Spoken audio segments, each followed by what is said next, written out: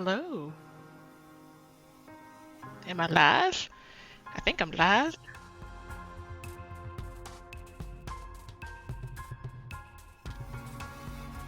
It's a Greg. Hello, Greg. Oh.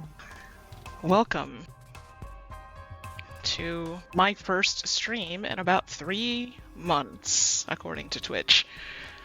Uh, it's a you. So, I'm going to be a cool person and retweet, choast, etc. the various social media posts as they come through, which unfortunately means audio goes away, I think. I should have just done it that way. All right. Happy Saturday. Happy second weekend of me not working excessively for my day job.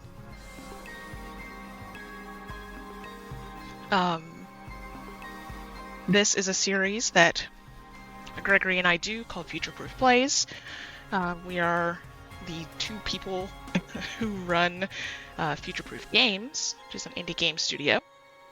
We did not make this game. I Was a Teenage Exocolonist, but about every 2 weeks, we each pick games that we think have some sort of thematic and or artistic overlap with the work we do and the work we want to see in the world. And this has been on my list to play for a long time. The content warnings on this game are wild. There are so many content warnings on this game, way more than I was expecting. My understanding of what the tone of this game is has shifted from like my initial viewing of video, like the trailer before it came out, all the way until today when I opened this list and was like, holy crap. I really love that the developers did that, made that list and gave sufficient detail. So this game is developed by Northway Games. I think it's published by Finji. I forget what game they're famous for, but I know that the co-owners of Finji were doing a lot of conferences back in the mid-teens, so I know of them mostly as individuals rather than by their games. Anyway, so let me make sure I have all my windows organized the way I want them to be so that I can get notifications as I need them. Previous games by Northway Games are very different. Some great construction games and zombie survival sims. Oh, interesting. I might check out their construction games. I'm not much of one for zombies. After Left 4 Dead 2 was out, I was just kind of done with them as a concept. Alright, so this opens up with some sort of cutscene-y stuff, and we'll get back into FPG type stuff after that. Wake up. Reminder to mind the content warnings that are in the title of the stream. You wake to chaos, a confusion of light and heat and smoke. Fire.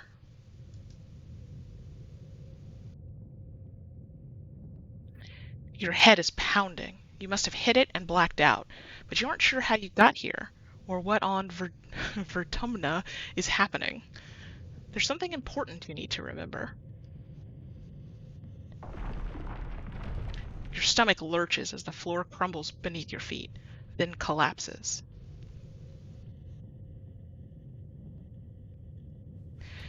Your body aches and your eyes burn from the smoke. A figure appears through the flames. It's your friend. Your friend? Wait, why can't you remember her name? She's gesturing and shouting at you, but all you hear is a ringing in your ears. I'll climb out. The time for questions seems to be later. You try to stand up, but one of your legs folds uselessly underneath you. They won't hold your weight. Your friend pulls you out of the rubble. She throws your arm over her shoulder and half drags you towards the door. Through it, you see a deep, eerie twilight, dark blue and cold against the heat of the fire around you. Glow season.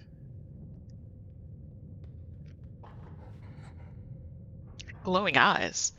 You shake your head to clear your vision. Is that some kind of dog, like from Earth?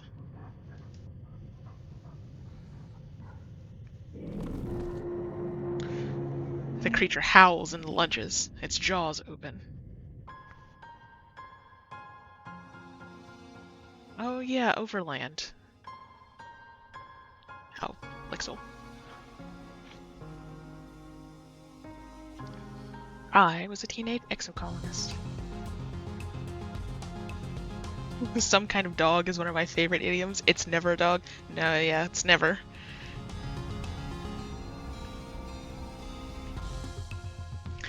You are born on the Stratospheric, Earth's first colony ship, halfway through its 20-year voyage to a wormhole at the edge of the Sol system. Your parents run the hydroponic gardens, which make fresh air and vegetables for the ship. Like other colonists, they bravely chose to make this one-way journey to the uncharted planet Vertumna 4 in the hope they could escape Earth's troubles. They had you the old-fashioned way, merging their genes like they merged their cultures and traditions. They name you... Yeah. This is fascinating. The earrings? The stretched earlobes? Okay. I'm gonna go with Solane for a name, I think.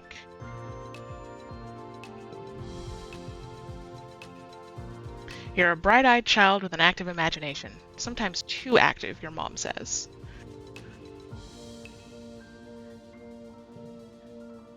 Excellent. Nothing changes in appearance. I'm here for it.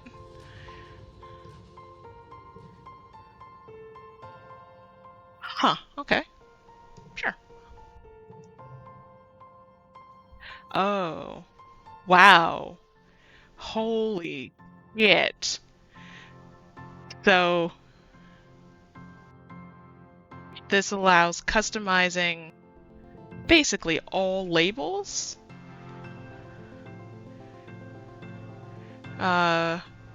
Partner. Friendo. Cowpoke. I'm always a fan of a good cowpoke. Lover. Lover.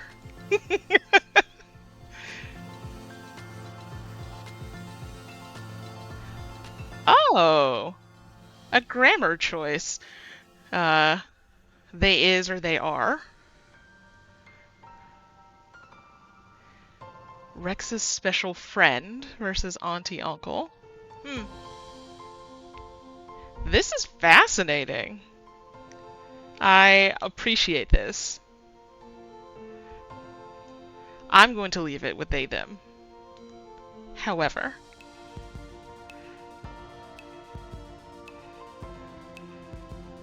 yeah, Greg says I'm a they are but themself person. Yes, I think they are rolls a little easier, and themself. I'll take the red squiggles for it.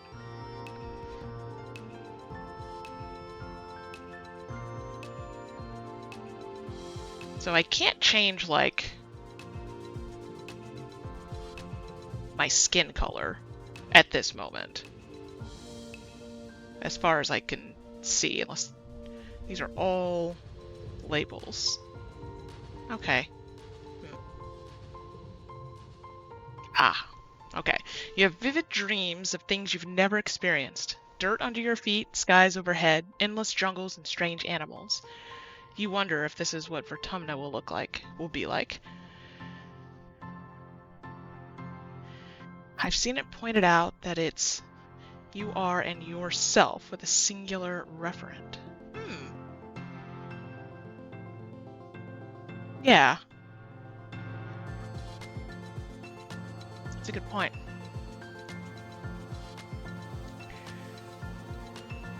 So these here are not sliders. I have no friends. Also, I am a 10-year-old baby. Ah! Okay, so another thing that has changed every time I look at playing this game is my understanding of what the mechanics of this game will include. Uh, so I kind of originally thought it was a colony building sim. I don't think it's that kind of colony building sim.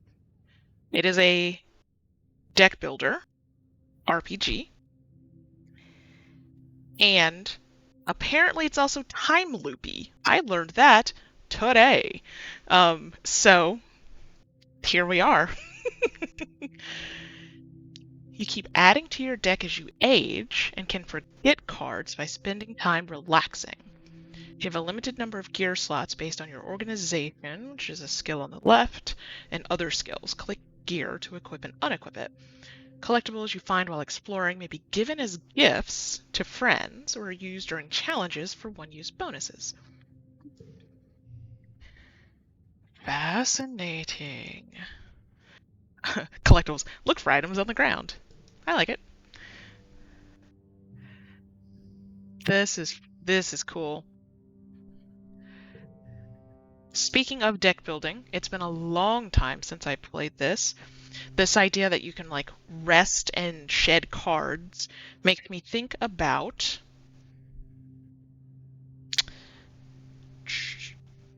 Journey of Sojourn. What was the Sojourn game? Greg will remember or be able to find it quickly. It is a game in which you are a trader with a D, and you have a route that you take. Song of the Sojourner. Thank you. Um, and you are taking a route, and as you travel through different places, you're picking up cards that are kind of different suits, and each kind of pair of colors of suits aligns to different kinds of conversations. So as you move, signs of the Sojourner, um, you you kind of become, as you move into a new space, you're not very effective at communicating because you have the wrong cards, and so you're acquiring cards as you go. Um, I did not find it to be particularly satisfying as a like I liked what it was doing, but I did not enjoy the experience of kind of failing all the time. But I think it had interesting things to say about communication, and it's a lovely game. So I do recommend it, but it just wasn't my thing. Let me tweak a setting. I'm on a different microphone today, so fucking with some stuff. Okay.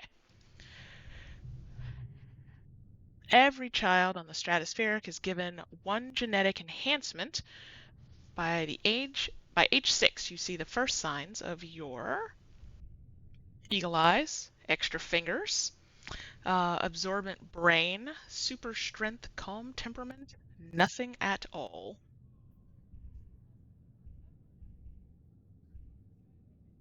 Absorbent brain is very tempting. It feels very like mechanically useful, like immediately. Um, I'll go for strength. Uncle Tonin says it's a lazy person's dream. Eat whatever you want, don't exercise at all, and still look like you spend all day at the gym. Hey, let's examine the idea of laziness, my guy. I have stress, reputation, rebellion, which is relationship with adults and colony government on 1 meter together. Fascinating. Okay. Plus 10 combat. You're incredibly strong for your age, but you go you go easy on your friend. Energetic and loyal, tough and gentle, bold and confident, quiet and adventurous, studious and mature, sweet and shy. Um, I'll go sweet. I'll go shy and sweet.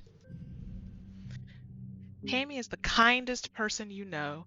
She idolizes Auntie Sedent and is always following her around, helping her with the babies or learning how to cook.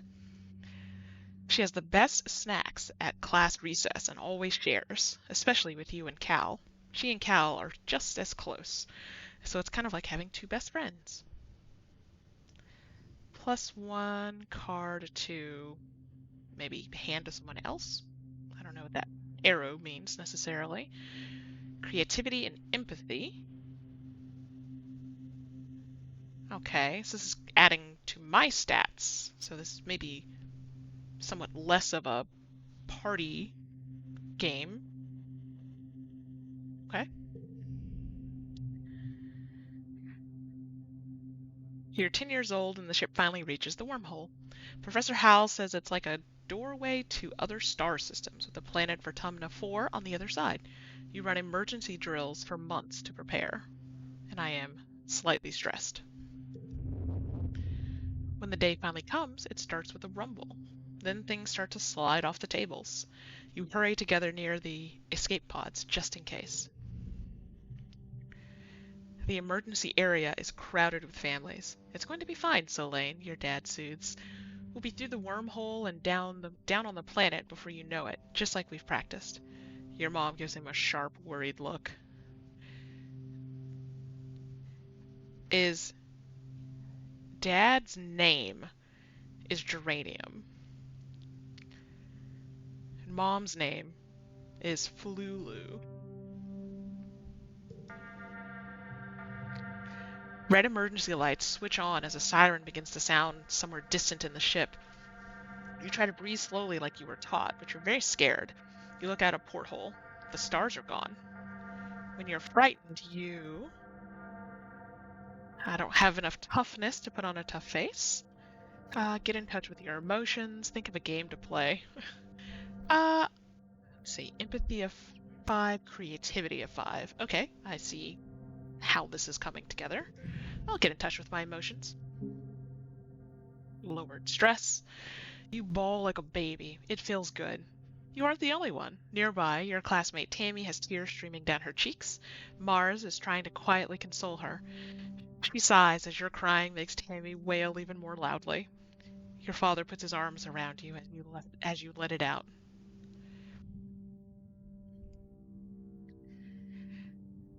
Yeah, Lucy, I'm also very curious about the mechanics of the deck. I am not experienced with deck builders, uh, so be kind as if anything here seems like I'm not optimizing it correctly once things finally start. Um, Greg, I also love a menu where options are grayed out. Like, it helps give a sense of shape of the game of like, oh, okay, this is the kind of thing I could have been able to do. You wait, the shaking builds. Then everything starts to get very weird. The hallway stretches, and you're stretching too, your arms impossibly long. Your head feels like it's slowly filling up like a balloon and contracting down to the size of an atom at the same time. Is this the wormhole? You hear the distant ominous squeal of metal giving way as the ship shudders and lurches in slow motion. The weirdest part is a sense of deja vu. You're sure this has happened to you before, and you know, somehow, that everything is going to be okay. The shuddering reaches a crescendo. You hear an impossibly loud crunch and feel weightless for a few seconds before gravity slams you back against the wall, head first. You black out. As you slip unconscious, you feel yourself twisted out of time. It's today, yesterday, and tomorrow all at once. And more than just one tomorrow, lots of them. Different tomorrows. Aw, shit. Here we go. You find yourself in a place that you know from your dreams. Tilled fields, dramatic ridges, and a stranger, but also not a stranger, grinning as she grabs your hand. Hurry up, she says. I'm not going to let you miss this. Distantly, you can feel the ship's shaking has stopped and hear your parents' worried voices. Feeling safe, you slip further into the warm embrace of the stars. You drift. Gradually, your consciousness reforms. You wake up in the medbay. The medbed under you plays a soft tone and an automated voice speaks. 2 weeks have elapsed. The patient's cranial injury has completed healing. They may now be safely discharged. This is a very little UI thing, and it's maybe not the most perfectly accessible thing depending on their goal, but I like the way quotes, like dialogue, is bolded here. Um, it's sort of like there could be a thing in visual novels where it feels like you're just reading just a block of text, um, and this helps distinguish it in a way that quotes alone don't. Um, Now, generally, you need 2 attributes of something to change for accessibility reasons, but this is, I still think this is a cool thing to do. As the fog lifts from your head, you realize something seems different about this room. It's so bright. You try to focus on the window. Something is definitely different. Oh. Trees. Instead of the familiar blackness of space, bright light from twin blue and yellow suns is streaming through the windows. You peer out and see fields, glass-walled domes and walls ringed by giant mushroom-like trees. There are construction materials everywhere, and people walking around outside on the ground. You better get out there and join them.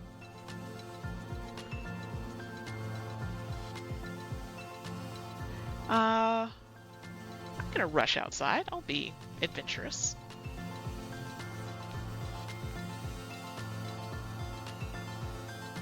Okay. So cute. Like, the way that, like, the joints are done, so, like, the animation is so cute. Okay. Oh, Tammy jumps up and you step out of the ship's quarters behind her. You're awake? Are you all better? You better go see your dad. She points southeast towards some geodesic domes. I also did not expect chibi characters to walk. Click on the ground. Do I? I also have a WASD option. Good. Tammy looks concerned. You slept for so long after you bumped your head, she says. I bet your parents were worried. Your dad is working over in geoponics near those domes. They're called greenhouses. Oh. I would go with you, but, well, this is as far as I've been from the ship since we landed, Tammy stammers, blushing. It's scary outside. My goodness. Do I have? No. M is not for map.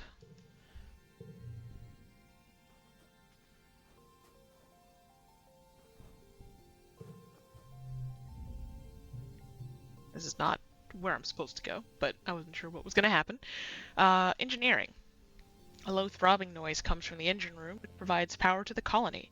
Other corridors lead off to the teaching labs and med bay. You know the route to your classroom well, but the rest of this wing is off limits to children. Congruence, the ship's onboard AI, beams down at you from a nearby holoscreen. Don't forget to study hard, Solane. Cool. Okay. I'm going to assume that up is north, which is... okay. Oh. Solane! Your dad gives you a big warm hug. I'm so happy you're finally awake. Dr. Instance thought it'd be best to keep you asleep while your noggin healed. Your mother and I thought you might sleep away the whole year, my snoozy little gooseberry. He checks your head and looks relieved. He was clearly very worried about you, but covers it with jokes and smiles. Aw, you love your dad. Welcome to Vertumna, he says, gesturing around you. You've never seen the stratospheric from the outside, except in pictures. The ship has been separated in two, the parts taken off to form other buildings and a big wall around the whole colony. The alien jungle creeps right up to the wall. Only the geodesic greenhouses pass outside it, dotting their way up the hill. How did you do this so fast? You've been asleep for weeks, my dear aubergine. Aubergine? It's not a word I say very often. And these geodesic greenhouses practically put themselves up. But some of this is only a quick, temporary solution, he admits. We'll keep growing and improving things. One day our little colony will be as big as a whole city. Oh, before I forget, he pulls a package out of his satchel and hands it to you. You blink and stare at it blankly. Don't you know what day it is? He asks. You honestly don't. You remind him that you've been asleep in the med bay. Happy birthday, he shouts, wrapping you in a warm hug. Your birthday already? You feel a dizzying sense of deja vu. You stare hard at the wrapped package. You know exactly what's in there. You remember it. No, you dreamed about this package some years ago on the ship. Inside will be a small medallion in the shape of a sun that your dad made by hand. Oh shit. Okay, sun medallion, +1 to challenges. Okay, so I get the medallion either way. I'm going to tell him I know what's in it. Yeah, timey-wimey stuff. You describe the medallion, and your dad tisks as he hands you the package. Oh, who ruined the surprise? Was it Seek? I bet it was Seek. They hate fun.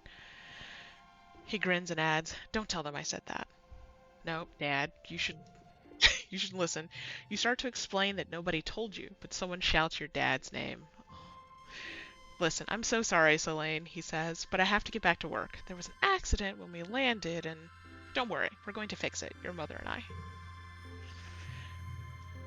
Professor Hal is expecting you in classes if you're feeling up to it, your dad says, pointing west to the engineering wing in the rear end of the bisected ship.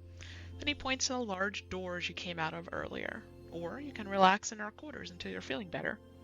We'll talk later tonight, he says, then kisses the top of your head and ruffles your hair. Have a wonderful birthday, Selene. I love you. I love you too. To enter buildings. Click on them. Choose an activity for the month to gain skills and advance time. There are 13 months in a year, and 10 years to the end of the game. You'll only have time to focus on a few things. Okay. Okay.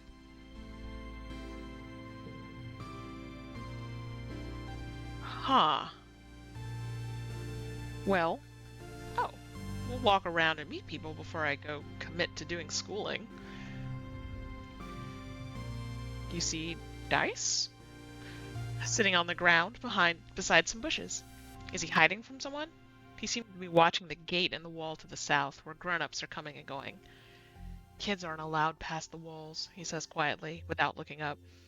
They say there's nothing to be afraid of, but then why do we need walls? You stare at the gate and have a sudden rush of memories so strong you think you might faint. You imagine something crashing through the wall, something enormous and dark and wriggly. For years in space, you've had half-remembered nightmares of monsters, of your ship being destroyed, of sifting through wreckage that used to be your home, trying to find something. Your dad always told you that dreams weren't real. Breaking you from your daydream, Dice says, I think there are monsters out there. I believe you. No, you don't, he says. You're being sarcastic, I can tell. Nobody believes me. He turns his back and ignores you. They're huge and wriggly and dangerous. Stop making fun of me, Dice pouts. You're as bad as Mars. Oh no. Can I have another conversation? Okay. Dice looks at his feet and pretends not to notice you. If I were braver, I could dare him to eat a worm. That's gross.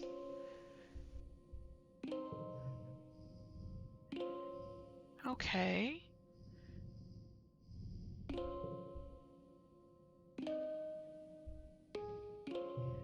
Okay, so the sun medallion automatically equipped. I like that pets will be an option. I love a pet. There's no camera rotation, which is good, I guess, since there's no compass.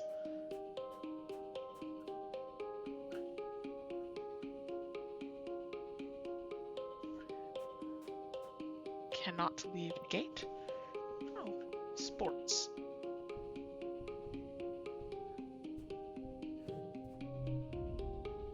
Hiya, Solane.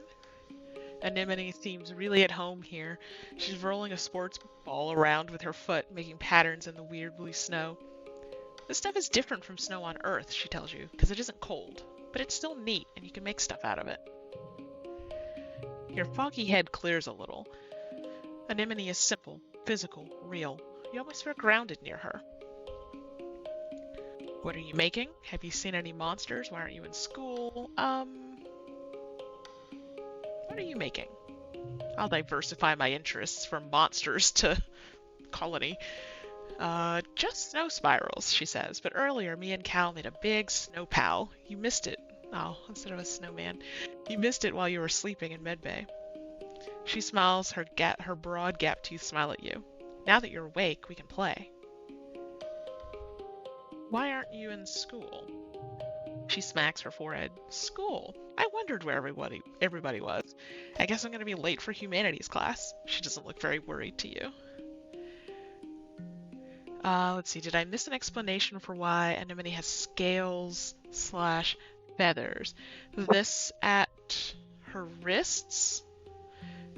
Good question. People have character sheets. I should have been clicking on those. Page 9.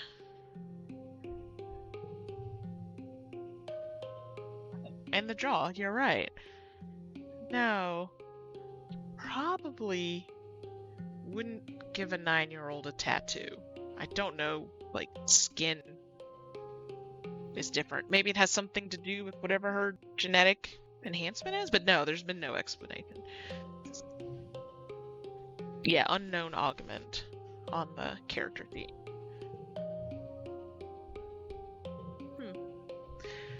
It's okay, she says. Professor Hal is chill. He won't mind, but we should probably go now. Isn't Hal the name of a bad AI in a famous film that I haven't seen? She grins and starts running towards engineering. Hey, race you! No fair, she's getting a head start. Okay, so it is 2000. I should just watch that movie. I should just watch it so that I will have seen it.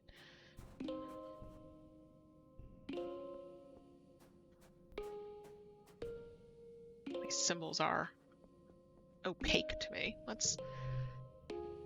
Command. Command is a warren of long hallways with doors off to tiny nondescript offices. Everyone you pass seems to be hurrying off to something important. The end of one hallway opens into the supply closet, or supply depot, which works as both requisitions office and general store.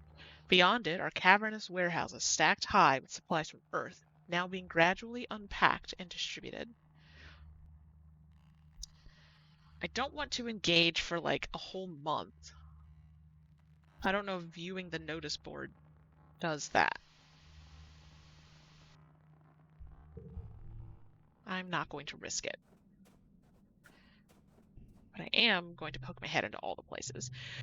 Geoponics, the greenhouses have different biomes inside, growing plants from Earth that might belong in a desert, jungle, or temperate forest. Some are so delicate you have to spray off any germs in an airlock before you can enter. The seasonal garden outside is dotted with blue nobodies, little flowers that with what look like wriggling creatures stuck inside each one. No thanks. A sign explains it's a decoy meant to attract some kind of flying predator to come pollinate the flower. 2001 is a good background movie. There are some slow scenes. Okay, so while I'm playing Baldur's Gate or whatever. The Garrison. Small team led by security chief Rhett was enough to keep the peace on the stratospheric. To stay busy, they also ran exercise, gym, and sports ball courts.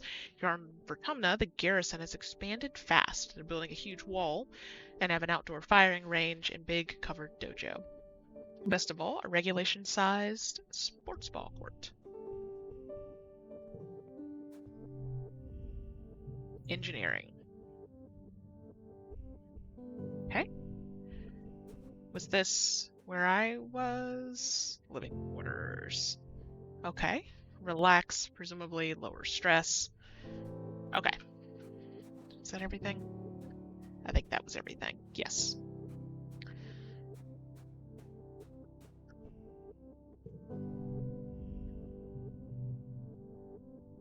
Okay. I can study life sciences, which gives biology, reasoning, and some stress. I can study humanities, creativity, persuasion, stress. So,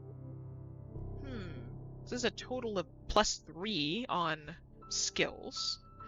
This is a total of +4 on skills. Not that I'm going to pick necessarily by those numbers, but that's interesting.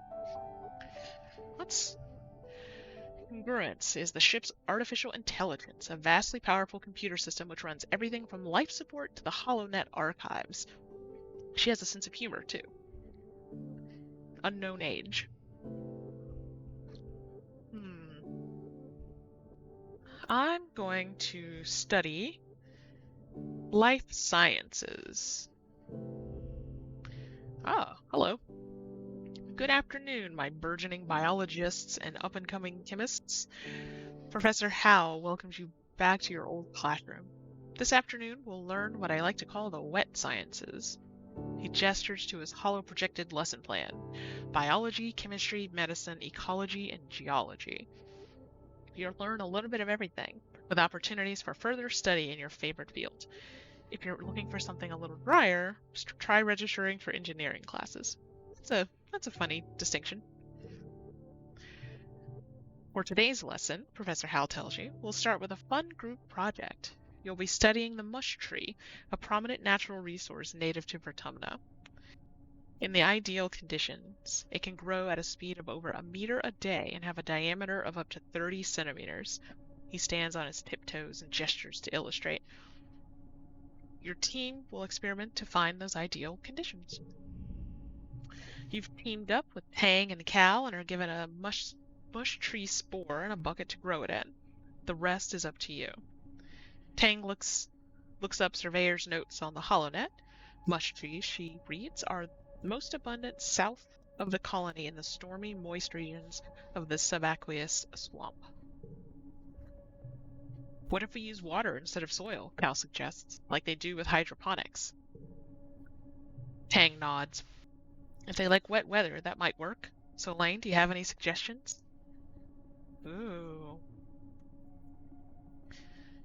Lower the water's pH, put it under a bright grow light, sing to it daily. Run an electric current through it, all of the above. I definitely like singing to it daily. I've done a lot of gardening in the last week. I've done a lot of gardening in the last week. Let's lower the waters. Well,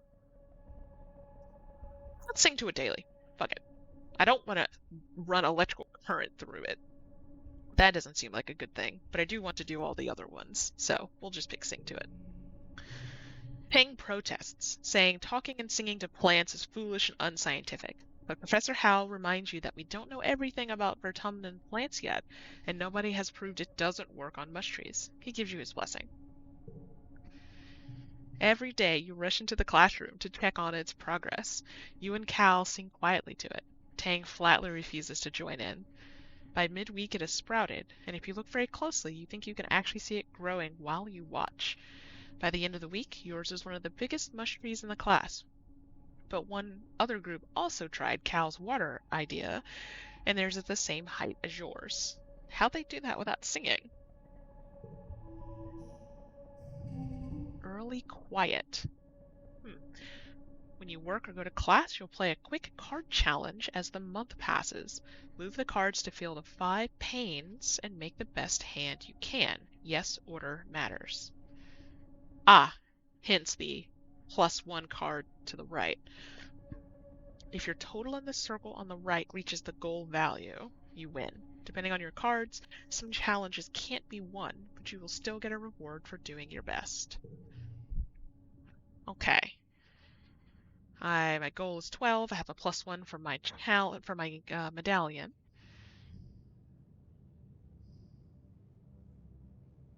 Interesting. I see. Okay. So, okay. So I get a +1 there.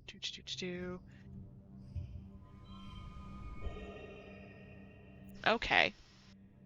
Do I have to fill? I don't have to fill all the slots. Nonetheless, a good giggle. Gotta have it. Okay, so there's some sort of, oh, there's a flush concept. So if I were to swap these, okay, okay, I like. Why is it called early quiet? I wonder if quiet is an era? Hmm. I'm victorious. +1 biology. Your skills increase when you work or go to school, with extra skills if you win a challenge, and kudos bonus if you make highest scoring hand with your cards. Working also increases stress, which prevents you from working if it reaches 100. To relieve stress, take a month off to relax and order swing. Biology, reasoning, stress.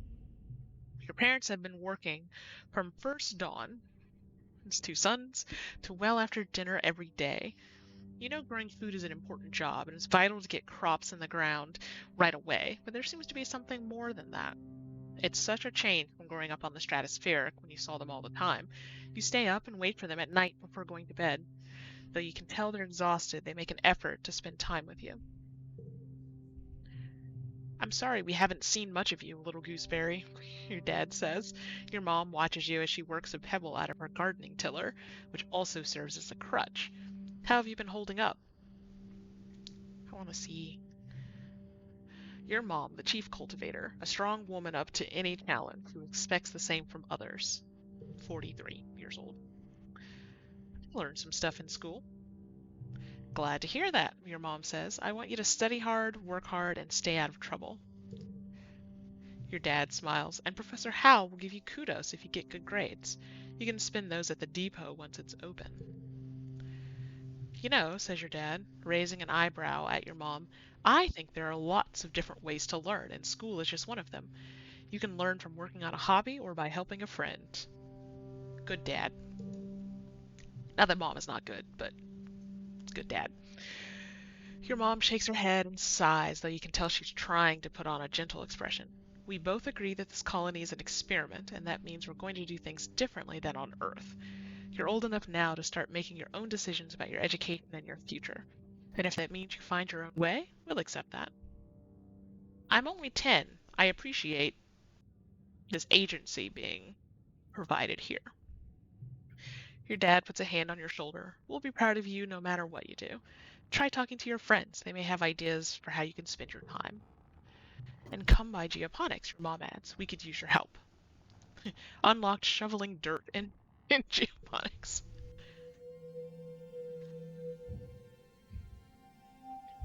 Mid-quiet. Okay, I see. So we have 4 identifiable seasons and then some sort of stretch at the end that is between. Hmm. Yeah, quiet season. Gives is it the quiet year that has you move through suspiciously worrying seasons as you play? All right. Let's look for friends. I'll do a loop. A sharp whistle interrupts your thoughts. Hey, Selene, Mars calls out to you. Come here, I have a job for you. You walk over to Mars, who's sheltering from the snow under the ship's overhang. It's so gross here, she complains. This spark snow would ruin my good clothes. At least on the ship we had climate control. Ugh.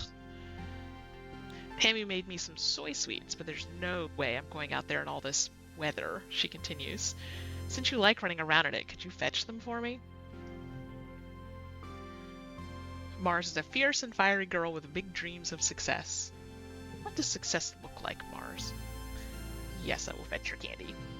Good, Mars claps. She's probably just down the hill near our quarters. Mars sighs. She's scared to take more than a few steps from the door. All she wants to do is hide inside and make sweets. I wouldn't be too judgy if I were you. Hello, my sweet potato, your dad exclaims, smiling warmly. What have you been up to today? Just hanging with my friends. That cow's a good boy, he says. And have you seen Anemone? She's been out by the garrison playing sports ball. I think she's spent every day outside since we landed. He chuckles to himself. Guess that's what happens when you've got enough brothers to make your own sports ball team. He breathes deeply and looks slowly around. Vertumna is magnificent, isn't it? You nod. Dad's going to die. Seasons, he shouts, throwing his hands wide. I missed seasons. Back on Earth, it got much, much colder, and the snow wasn't half as pretty as our spark snow. He sighs, stretching. You just wait until dust season. Both the suns will be high in the sky, and it will be real hot then. You'll see. You find your mom hard at work setting up the greenhouses with a small construction crew. You've seen these plans pinned to the wall of your family's quarters for years now. These geodesic domes will house the more delicate plants from Earth. Spinach, tomatoes, maybe even fruit. She takes a swig from her canteen as you approach. Looking for something to do? She asks. Remember, Selene, you're responsible for your own schedule now that we've landed. You can decide how to spend your time, so long as it's productive. She points towards the engineering wing in the back half of the stratospheric's severed frame. Professor Howell's still expecting you in class. But a well-rounded education includes practical application. You're old enough to help with the work around here. She claps her hand on your shoulder. I've got another minute. Anything you need to know? Why, yes. All right. I think I have a sense. What's happening in engineering? Oh, teaching. Okay. Hal's teaching classes on life science, engineering, and humanities. If you pass all your tests, maybe he'll let you work there in a few years. Your father thinks you're old enough that school is optional. I don't agree, but I'll be honest with you, she says, gesturing to the fields. We do need every pair of hands we can get. If you want to work with me here in geoponics, I'd suggest studying life science. If you don't have a good grasp of biology and ecology, I'm going to stick you on shovel duty. What's going on in command? I think Seek said they need someone to deliver supplies from the depot. They're also setting up a shop there. You've got some kudos to spend. And of course, that's where Governor Udicott works. But you shouldn't bother her. She's a busy woman and doesn't have your mother's patience with kids. You try not to giggle. Your mom isn't usually known for her patience. Expeditions, that's what I care about. Oh, you're too young to leave the colony. It's dangerous. She shakes her head. Your father would be worried. There's so much we still don't know about the world out there. Let the adults find out, and then maybe you can join them in a few years when you're older. She gives you a stern look. She isn't going to budge on this one. For now, stay inside the walls. Okay.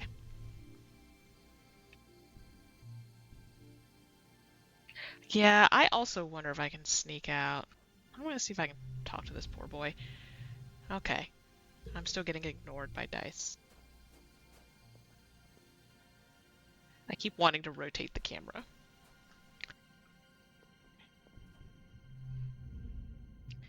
Anemone is bumping a sports ball with her wrist, trying to keep it in the air. Heads up, she shouts and bumps the ball in your direction. Think fast. So I don't have toughness. I have combat, but not toughness. Bounce it back. You bounce the ball back and forth with her, trying to see how many times you can rally it and keep it going. Anemone tells you about the new sports ball court. A proper regulation size court, way bigger than the little zero-G one on the stratosphere. Her brother Com is coaching the junior sports ball team this year. He's so great, she says. He's good at everything, especially spiking. He's coaching me to play awesome like him. You should come join us. That does seem like a fun way to spend a month.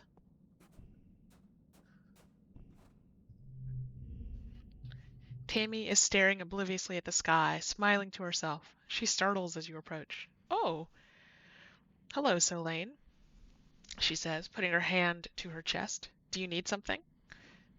I'm here for Mars's soy sweets? Tammy smiles at you. Let me 1 second. Just gonna uh whoops. Shit. Okay. Uh oh, it's so nice of you to help out Mars. She's a very important person, you know. He hands you a box wrapped in a pink and yellow scarf. 1 order of mango soy sweets, made fresh this morning, she says. Please tell Mars that she can have the scarf back, okay? She used some of her kudos to nano print it for me because it's so dusty here, but I think I'm getting used to it now. Tammy smiles again and tucks her hair behind her big elven ears. I was going to ask about the ears.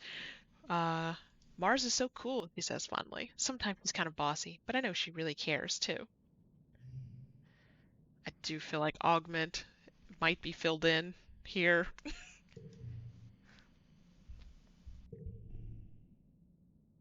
Do I have? I don't think I have an inventory. I think everything I have is very sort of mechanically focused. Oh, I could hide that if I wanted to. Can I talk to you? I can talk to you again. You see Tammy sitting quietly near the entrance. Back on the ship, as you've known her for, well, your entire life. Back on the ship, you used to play with her, were her study partner, used to tease her. Used to play with her. Tammy had the best doll collection. After her mom died, her dad used his nanoprinter creds to print her a different doll every month for a whole year. Her ears perk up when she sees you. Oh, hello, Solane, she says. Her voice is soft and dreamy, like a beam of starlight. Do you want to play dolls? I sure do. You don't think Tammy will ever be too old to play with dolls. If anything, she has even more of them now.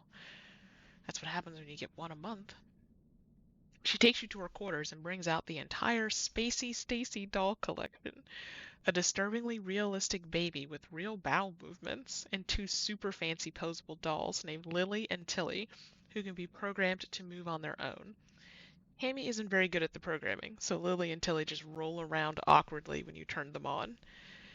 You cover quickly by saying they must be breakdancing at a club. The two of you spend the afternoon making up stories of their rise to stardom as professional dancers. Just down the hill. Just down the hill. Mars puts her hands out expectantly. Give it here. So I could get a card that says I ate them all. Maybe this is an upgrade or a new like there's a symbol in the lower left of that card. Um, I don't have high enough persuasion to negotiate this, so here it is. You hand over the box of soy sweets with a smile. Mars takes it and giggles. You're such a good sidekick, doing everything I say. Home skillet. She opens the box and hands you a soy sweet. Your tip, she tells you. Oh, an administrator seeks looking for someone to do delivery jobs for the depot. I don't want to do it, 'cause, like, ew, running around out there. No. Just go through there, she says, gesturing to the door behind her, and tell them I referred you. You're a lot, Mars. I don't know how I feel about that. Okay, so activity options for the month: plants, sports, school, resting, or fetching. I think so. Let's see. Yep, Mars is 10. I do kind of feel like school might be the right thing for now to like keep boosting stats a little bit. I need reasoning 5 or greater to register for engineering. I got 1 from the first set of classes. Should I focus up or diversify? Oh, if I do humanities, I get a friendship point. Oh, I get a friendship point either way.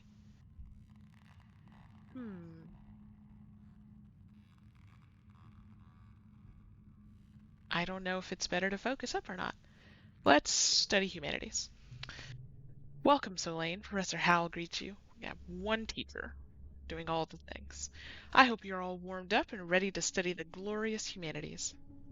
History, literature, language, media, and philosophy. And yes, if you're lucky, we'll have a little ancient earth poetry too. He seems excited about that last bit. By the way, if anyone is interested in taking engineering classes, please register through Congruence's scheduling system when you have a chance. She'll be helping me teach them. Mid-quiet creativity. Okay.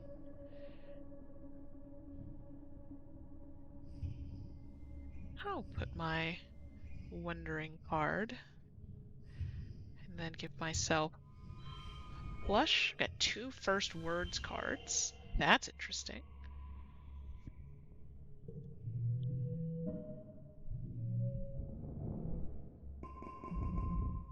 Oh no. I'm quite stressed. Okay, 80 out of 100 on stress. This week you had a few more bouts of deja vu, remembering what someone is about to say or do just before they do it. Sometimes they actually do it, but not always. Alternate futures. This morning you were sure Professor Howell was going to trip on the uneven floor in the cafeteria and spill his plate of hash browns. You even told Mars to watch. He didn't, though. As Professor Howell walked away, his hash browns safe for today, Mars called you a liar and a dummy. Mars is not someone I would expose myself to, like, emotionally, for ridicule. At night, your dreams are all mixed up with the stuff that you know can't be real. You're chased by monsters the size of buildings, only to be saved by strange people you've never met. You're holding hands with someone you love. You're crying as you help lift a shrouded body into the colony recycler. Everything seems so familiar, but when you try to recall their faces when you wake up, they're smeared in your memory like wet paint. But what if? What if those strange things haven't happened yet, but they will someday? Anytime you try to tell someone, they think you're playing a trick, or that you're sick and need to go to medbay. It's interesting that it's not the medbay. You eventually decide to stay quiet about your strange dreams. Why? You don't want people to worry, you just want to be normal. Secret powers are fun. This secret power is not fun. I don't want to be normal. I'm gonna go with secret powers. You start keeping a private journal on your hollow palm, recording the events where you remember something before it happens. Excellent. You also write down your dreams when they have that feeling of being real. You like the idea of being magic and seeing the future, but some of those dreams are very scary. You hope that, like Professor Howell's hash browns, they don't all come true.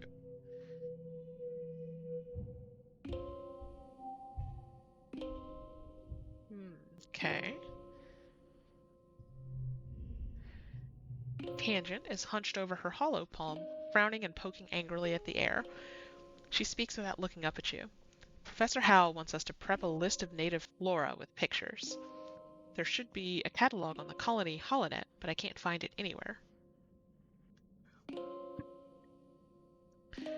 Northway Games is Canadian, and some Commonwealth countries use in hospital. Oh, not in the hospital. Okay, so just sort of losing some words along the way.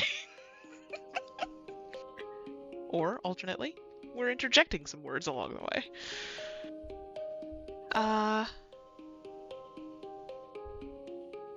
Let's make our own list. Tangent is dubious, but agrees to try your idea. The two of you run around the colony yard, taking pictures of all the different Vertumnus plants you can find, and making up fake, sciencey-sounding names for them, like Wonkius shrubbius and Purplius gracium. Purpleless gracium. After an hour, you categorize 51 different species. Tang doesn't think it's a very complete list or a very scientific method, but she figures you have learned something. I think I did great.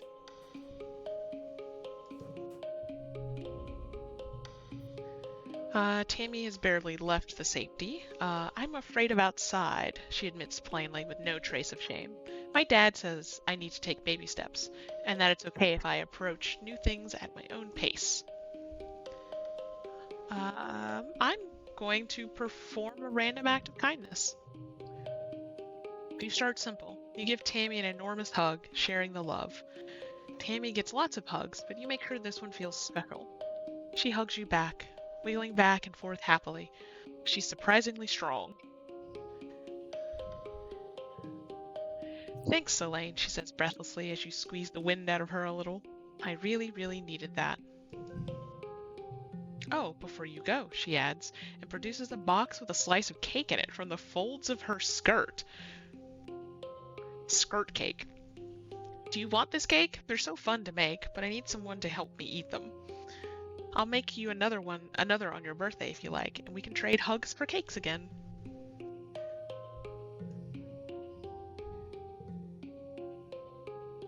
Skirt cake is my favorite. Yeah, okay, so that's a collectible. Gifts or one-use items. Right. Okay.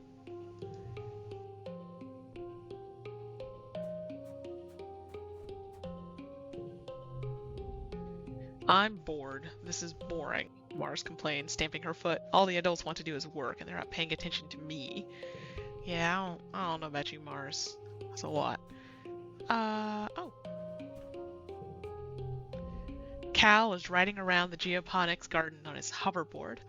The board comes to a sudden, shuddering stop on the rocky ground in front of you. Cal falls off, but catches his balance before he eats dirt. Hi, Solane. Real ground is way harder to hover on than ship's floors. There are bumps everywhere. we all we all have to adapt. Uh, we all have to adapt, sure. Yeah, Cal exclaims. Things are actually way, way better planet-side. Hovering outside is rad. Look at this. He runs over to a small depression on a nearby hill and presents it like it's something amazing. Look at this. It's a skate bowl. Cool. Can I try? Sure, but please be careful. Mom says if I break my hoverboard, we can't make another one.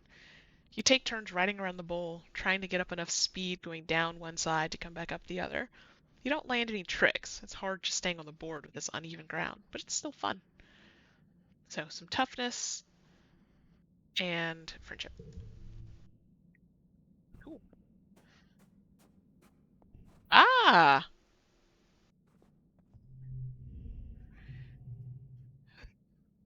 Oh, I can. Okay. I see the family look here. Uh, Expeditions. You step cautiously through the colony gates. Hey there, kiddo. Uncle Tonin blocks your way with a smile. I'm afraid the expeditions are off limits for now. It's not safe out there for kids. You better toughen up so you can join the squads when you're older. Okay. Okay, so toughness of 20, bravery of 20. That's kind of what we're looking at in terms of scale here on being older. View the map. An info window pops up on your hollow palm. We have Prosaic Plains, Valley of Vertigo, Subaqueous Swamp, Wrestling Ridges. Prosaic Plains lie far to the north of the colony, where the higher elevation and natural tilt of the planet makes bromidic snow. I don't know what bromidic means. Bromide? Uh, Snow fall more regularly in every season. Although prone to sudden storm flurries, the plains are a relatively safe place to explore, mostly filled with mostly herbivorous xenofauna. Valley of Vertigo is a low-lying trench to the east that's dense with pollen-producing trees. There's a wide variety of edible food here, both plant and animal product, leading to some of the explorers calling this place the breadbasket or of Vertumna. There are a number of animals here that geoponics would be interested in domesticating. The Western Wrestling Ridge. This tongue-twisting region is the broken spine of the planet, home to both dizzying heights and abyssal lows. It's always hot and arid here, no matter the season. Traversing these steep chasms is dangerous and only to be done by those with sufficient glider training. However, there are some interesting ruins here to explore. The swamp to the south is a vast boggy wilderness, home to dangerous animals and hazardous weather conditions. Exploration in this area is only to be done with extreme caution. Cool. Just gonna glance at this. I'm not gonna read everything. A float cow. Troubling. Hope Eye. Or Hop Eye. Nope. Manticore. Okay. Okay. So I can't, like, squeak past. Am I still being ignored? Oh, you found me. Dice is adjusting better than you expected to the life on the surface. He's already found new places to hide and do whatever he does out here by himself.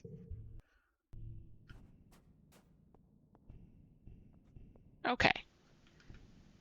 What do I want to do? Oh, I can't train together. I'm not tough enough to train. Anemone is running around the sports ball court, touching her hand to the ground at each corner. 18, she counts. 19. When she reaches 20, she collapses into the grass and checks her hollow palm. I'm training, she explains. My big bro Calm says I have to get my legs climatized to the planet if I'm going to be a team captain like him.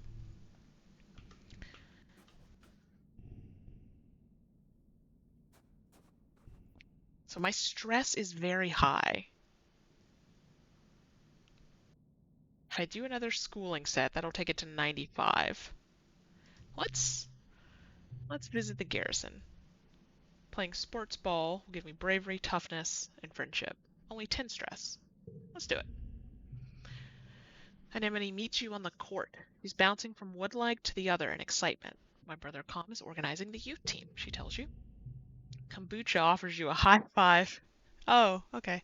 A high five and greeting, then tosses a sports ball your way. Let's start with a practice game to see what you're good at. You and Anemone are team captains. Pick your team. Anemone used to practice with Cal and Mars on the ship, but Tammy, you're surprised to see her here. Calm will fill in to even up the teams, but he promises to go easy on the other side. I'll pick Tammy. Cal said I should join, but I'm not very good at sports. Where should I stand? She asked quietly. You aren't sure. You assign her to tackle back and tell her to stick like glue to the opposing team's offense. Maybe she'll get in their way instead of yours. Anemone chooses kombucha, of course. They bump fists. My next choice, Cal. Mind if I play goalie, he asks. Sports ball is fun, but it feels mean to score against the other team. Sweet baby. You face off 3-on-3. Looking for more difficulty. This harder card option, this harder card challenges option will keep you on your toes. Want to focus on the story? This will replace future minigames with a quick coin flip. Uh, okay. Story challenges have 3 rounds instead of 1. After every round, you'll keep the cards you didn't play. Oh, this is going to be impossible, I see. And unlock an extra slot to play them in. Losing isn't always a bad thing in story challenges. Okay.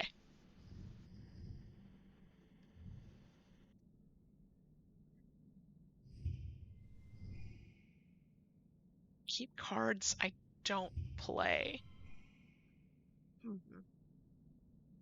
So next round,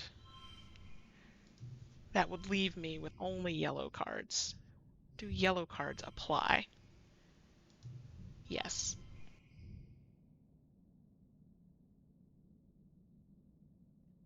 So you could dump your 0 cards in round 1, so you'll win a later round. Yeah, I like that idea.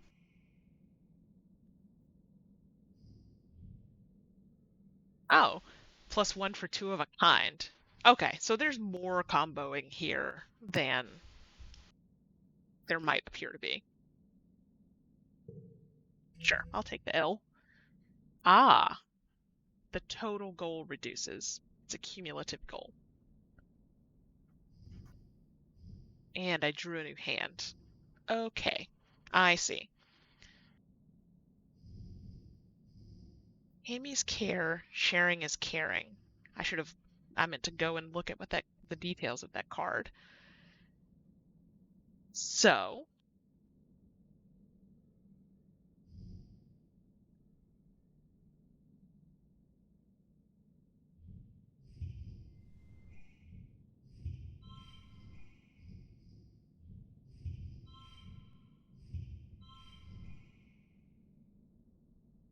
that seems fine enough. I don't know that there's particularly more optimization to do there.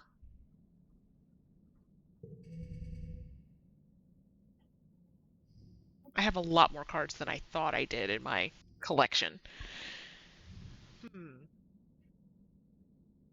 Okay, so if I'm thinking about the fact that if I'd gone and rested and then gotten rid of cards, I probably would have dropped the zeros, right? Like, get rid of the crawling cards. So that's interesting. So I might as well take a flush there. And then, whoops. Oh, that was going to give me a 2 of a kind, I think.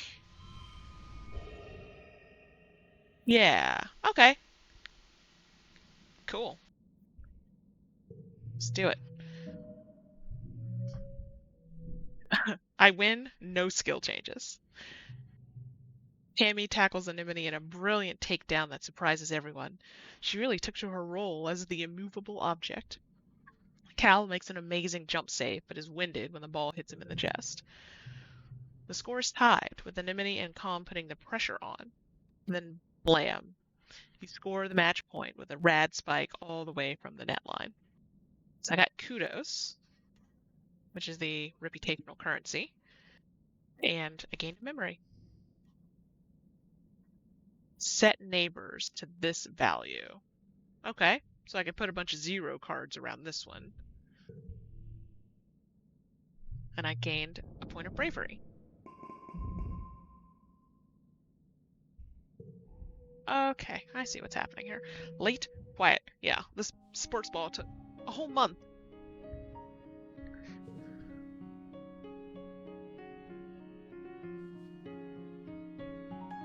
Shift in colors. Tangent sniffs the air. It stinks out here. And not just one stink either. Every day it's a new stink. Today it smells like, she wrinkles her nose, like that time the waste reclamation unit broke down. Yuck. You haven't noticed the smell. She sure is sensitive. Or maybe she just likes the stale air inside the ship better.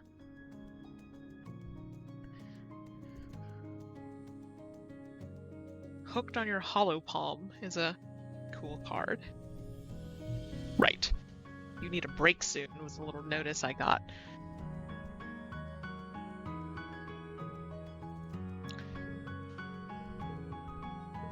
And I wanted to look at gems matter for other cards. Okay. Okay. I am at stress 90. So I'll talk to people and then go do a relaxation thing.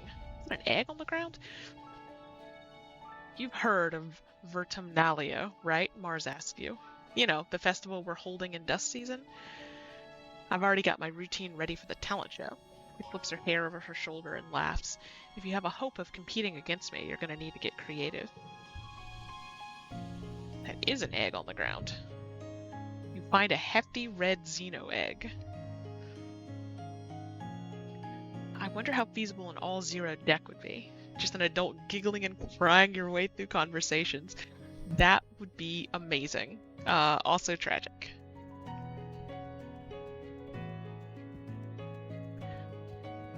What are the skills associated with fetching and carrying? Hmm. Toughness or need organizing. Okay, organizing I see is a brain skill.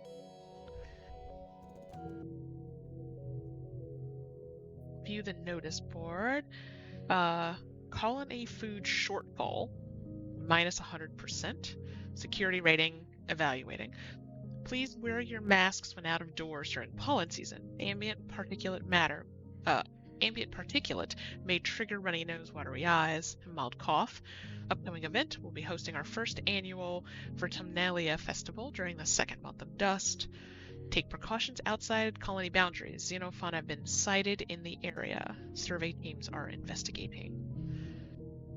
And then a list of who's running things. Okay.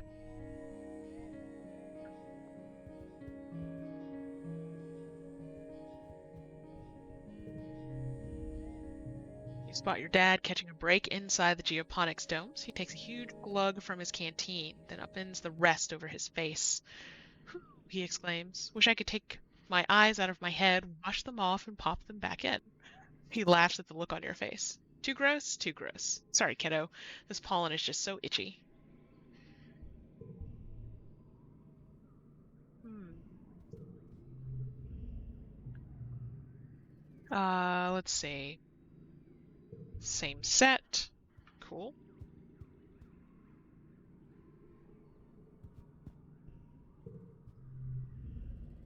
The suns, they're so warm. Cal lifts his face to the sky, eyes closed. Well, the blue one is just kind of warm, he continues, but the yellow one is like a heater in the sky. The grow lights on Strato were bright, but never hot like this. It's so nice. Oh, a gift? Like a gift. I found something you might like. Oh, +1 to a card, change suit to brawniness.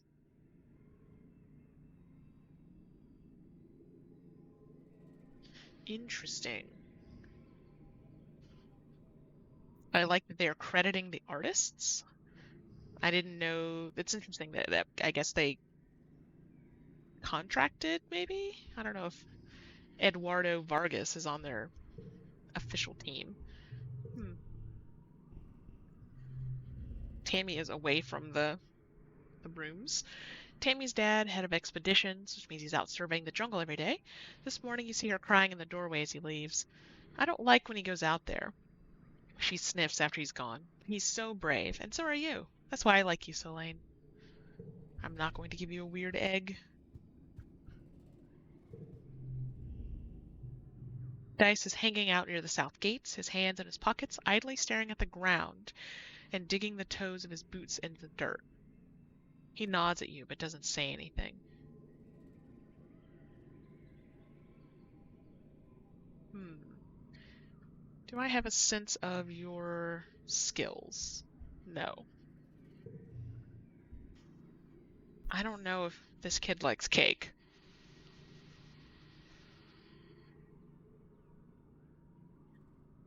Oh, hello, Neo Maruru.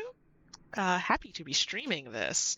Eduardo did many of the background illustrations, but a lot of the card art was contracted. Over 100 artists. Holy crap! That's a lot!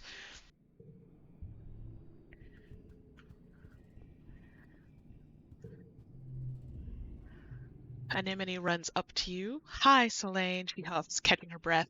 She grins. On the ship, adults are always saying, "No running, Anemone, no running." But outside, there's so much room. I can run for 5 minutes in one direction. Even more after the robo-plows clear the land for farms. Adorable. Okay, what do I want to do? Oh, I need to rest. Is this the... Okay. The ship's quarters are where everyone sleeps. I will relax in the lounge. Okay, that clears 100 stress. So I could get up to 100. I don't know what happens at 100.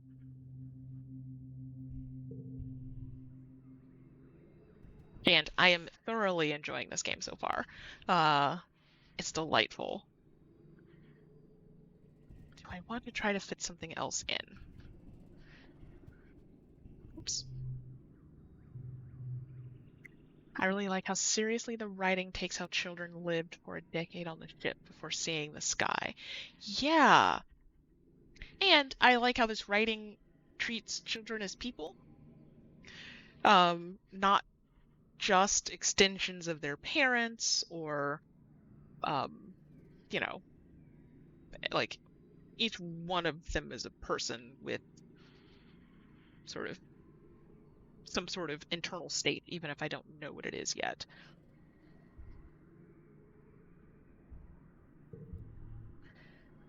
I, I'm tempted to focus up so that I like tend towards the skill that I chose.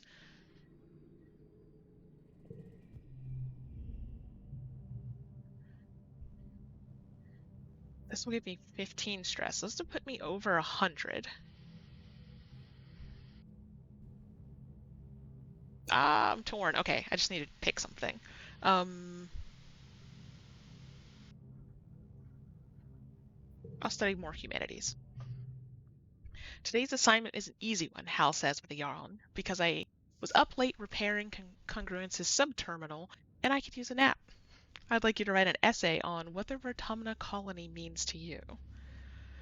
Uh, freedom, equality, democracy. My friends are all here. I feel safe here. Just doodle instead of writing. We might get to see a child have a nervous breakdown. Yes, Greg. Um, my friends are all here. You write all about your buds and the fun things you do together. Oh no! When Hal wakes up from his nap, he asks a few students to read their essays to the class.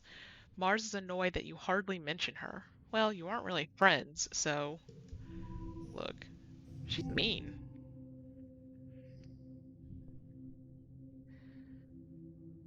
All right. So I see a dilemma here is like where I would want a flush, of course. I don't have red baby cards in my hand. I guess oh, so if I had just met the goal, there was a button to push through the stress. So, let's see what happens. It worked well. Stress is capped at 100. You wake from an afternoon nap. Oh shit. You squint into the pink-tinged light slanting through the windows. You must have fallen asleep in the lounge. Tammy's shadow falls across your nest of pillows. Oh, I'm sorry, Selene, she says, giggling. I didn't mean to wake you up. It's just so nice outside. With pollen sparkling in the sunlight, I wanted to open the windows. You rub your eyes blearily. Ugh, you are having the weirdest dream. Since you're awake, you should visit the cafeteria. Auntie Sedent is making a new kind of candy. She says it's made of cotton. Isn't that weird? It's funny. I like it. I have to go tidy the creche first, then I'll meet you there. Save some for me. Tammy skips off towards the creche. I'm gonna go get that free candy. Everyone's so graceful. In the cafeteria, Auntie Sedent is cheerfully handing out masses of pink candy, puffy and soft like clouds. Oh, Selene, she says, handing you a wand with some candy spun around the end. Here, try some of this. We used to have it on Earth. You pull off a piece and give it a taste. It's so sweet at first that your mouth puckers. You've never tasted anything so sweet and so real. It's not at all like the soy sweets that the kitchen nano printer can make. It melts in your mouth, leaving a gritty residue on your tongue. I do love sweet things, but I'm not a cotton candy fan. You wait until everyone is gone, but Tammy never shows up. Uh-oh. You look down at the cotton candy in your hands. It's wilted a little from the humidity, but it's kind of like her hair, you think. Pale pink and so soft. You keep some to give her later. Dr. Stone, Greg says, Dr. Stone taught me that a cotton candy machine is an essential part of bootstrapping civilization. Yeah. You're relaxing in your family's quarters after dinner. Your mom had to run off on some kind of council business, so you and your dad are playing a hologame together. When you're just about ready to head off to bed, your mom returns. You can tell from the defeated slant of her shoulders that something has gone terribly wrong. Your dad starts to ask her what happened, but she waves him away and approaches you. She sits down and takes your hand, holding it between her two strong, dirt-creased ones. Selene, I'm so sorry I have to tell you this, she starts. Her mouth quivers as she swallows, working on her next words. There was an accident this afternoon, in the creche. Your friend Tammy has died. You try to understand her words. Tammy? Dead? That's not possible. You suddenly remember the cotton candy you were saving to give Tammy. Pink and fluffy, just like her hair. You put your hand in your pocket to get it, but what comes out is a sticky, dark red lump of hard goo. You stare at it, your mind blank.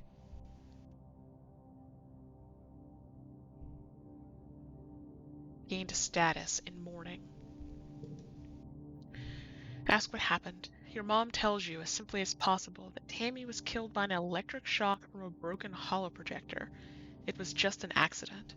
You press her for more, for an explanation. A little girl is dead.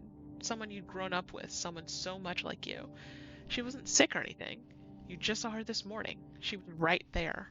Why? Your mom's eyes are sad when she tells you. Sometimes there's just no reason why. You aren't used to dealing with death, and you don't know what you're supposed to say or do.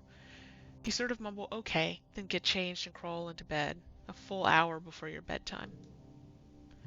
You try to fall asleep, but you toss and turn for hours. You eventually drift off to fitful dreams of that small, sticky red lump of cotton candy.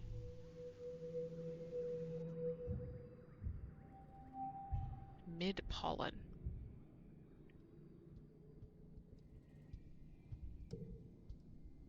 All right, I'm going to pause here. I need to refill water, stretch a little bit. It's been about an hour and a half. So let's take a break for maybe 5 minutes, and then we shall return.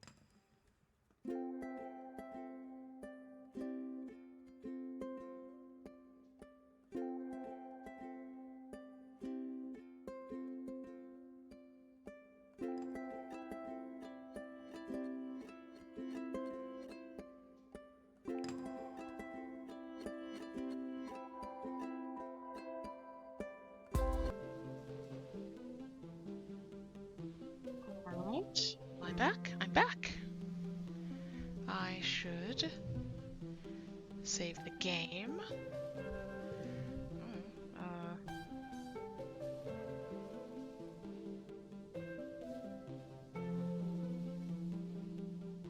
Oh no, actually, being sad. I was gonna say being young and free, but I did just lose a friend. Okay, so we have returned. A little bit of news, one of them FPG related, is that the next episode of our Future Proof podcast should be coming out tonight or tomorrow. I just need to do the transcription, which will be pretty quick. And then I'll say in the next week there will be a new episode of Before the Future Came, which is our Star Trek podcast where we, it's been a while since I've given the spiel, where we sort of analyze and assess the ideals of Star Trek, moving through different episodes, different movies, not in sequence, sort of scattershot, following motifs of themes. So, it feels like it's been a long month. I've had 3 hellish months of working at my day job. So, if you ask me what this last episode was about, that's about to come out, couldn't tell you. So anyway, Before the Future Came, I think it's a good podcast. Our last handful of episodes are on Star Trek. Our first 4 episodes were non-Star Trek because of the SAG-AFTRA strike that was happening last year. So if you are interested in also non-Star Trek sci-fi, our back catalog has some really good shit in it. So yeah, give us a listen. Beforethefuture.space. And then the Future Proof podcast, futureproofgames.com. There's a link, I think. Or we're in the podcatchers that you would normally use. iTunes, Apple Podcasts, I guess. YouTube is where Google is doing their podcast now. I don't feel like Google doesn't understand what podcasts are. So, yes, new episode of Future Proof Podcast, which we haven't done since. We might have done one in March. It might have been since January. It's been a while because of my work schedule. So Tangent, is pacing around in front of engineering. She looks upset. It shouldn't have happened, she says. What happened to Tammy? It shouldn't have been possible. There was no reason for that holo projector to break. Professor Hal said it had been recently serviced, and nothing was wrong with it before she gestures angrily, just blew up for no reason. Nobody would have wanted to hurt her, so why? How? It doesn't add up. Oh, this ep of Before the Future Came will be Subspace Rhapsody. Okay. So that is the musical episode of, oh God. My Star Trek brain is completely turned off. It feels like it's been such a weird month. Not Discovery, the other new Star Trek show that's excellent. Anyway, it's a musical episode, so we talk about musicals. It's very fun and very good. Strange New Worlds. Thank you. Tang says, sorry, Selene. I want to think about this some more. I hate it when I can't find the answer. You need some time off. I do.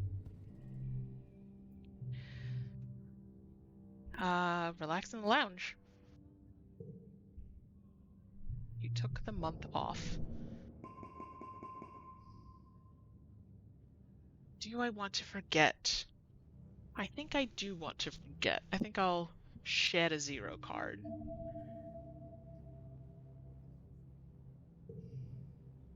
Yes. The colony is going to hold a funeral for Tammy. Do you want to attend? If you don't feel up to it, you could just skip it and take the month off instead. Or you could get back to work. Shit. Tammy who? Yes, I'll attend. The colonists gather in the recycling room. Bringing organics down to be recycled here is one of your chores, but you've only come down here for a funeral twice. Both times, a colonist had passed away from natural causes during the 20-year-long journey from Earth. This is the first time there's been a funeral on Vertumna, and the first time for someone you actually knew. The mouth of the organics recycler has been polished and a wreath of yellow flowers placed over the opening. Inside, you can see a shrouded figure, Tammy's small, fragile body.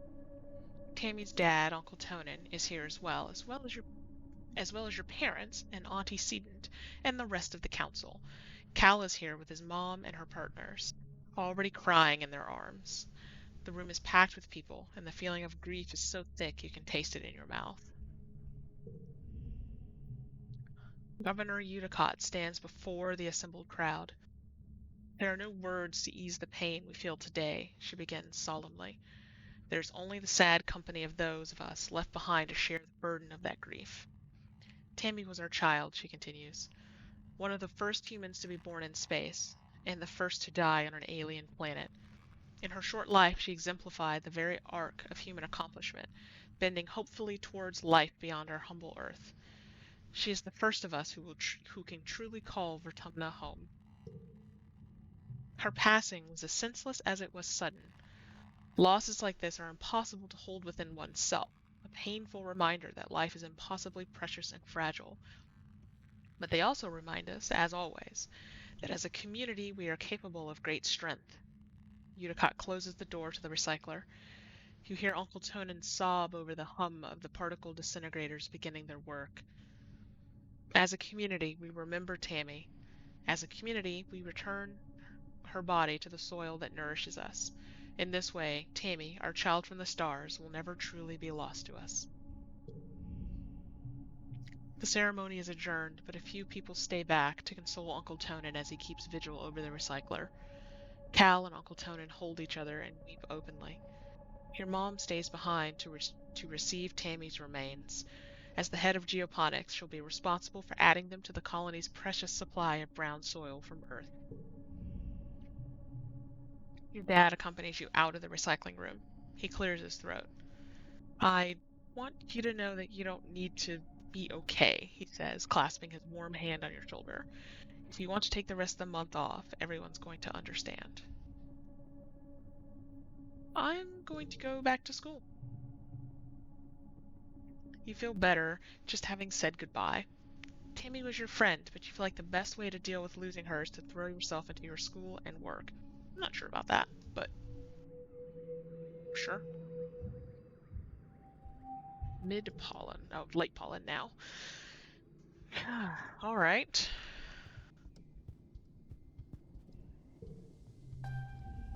Mars is staring into space, looking somber. She doesn't even notice as you come up beside her, and barely reacts when you say hello. I'm thinking about Tammy, she says quietly. She used to sit down the hill there, in that spot in the sun. Every morning, she'd just sit there for hours in the sun, doing nothing, just being happy. You stare down the hill to the spot near the entrance to the quarters. You can imagine her there, working on some little craft project, humming to herself. I miss her too. And now she's dead, Mars says, making a face. How's that for fair? Of all the people, how come it had to be my friend? You don't have an answer. You've never heard Mars call Tammy her friend before, but of course she was. Tammy was everyone's scared little sister, even though she was older than most of you. Mars clicks her tongue. Oh yeah, Administrator Seek is looking for you. I guess they need someone to do delivery jobs. She waves vaguely at the door behind her, distracted by her thoughts. I don't have the toughness to do that job. Or the organizing. Cal is sitting in your mom's flower garden, his face in his hands. He's clearly been crying all morning, and probably all of yesterday too. He and Tammy were really close. Whenever you guys used to play house in the creche, Tammy was always the mommy and Cal was the daddy. Even though you were just little kids, you always kind of always giggled about how obviously they were going to be together forever, like a princess and a knight. I miss her too. Asking people if they're okay when they're grieving is, I don't know. I've done it. I do it. I never have the script in front of me of what I'm supposed to say, but yeah. Me too, he sniffs, looking up at you. You can see how puffy and red his eyes are. Me really, really too. Tammy always liked these flowers, he mumbles. Sometimes I picked some up for her. I picked some for her. He runs his hands over the pretty white flowers. Don't tell your mom, okay? Tears well up and slowly leak out of his eyes. He doesn't even blink, just stares at the flowers as the tears run down his cheeks. You decide to give him some space.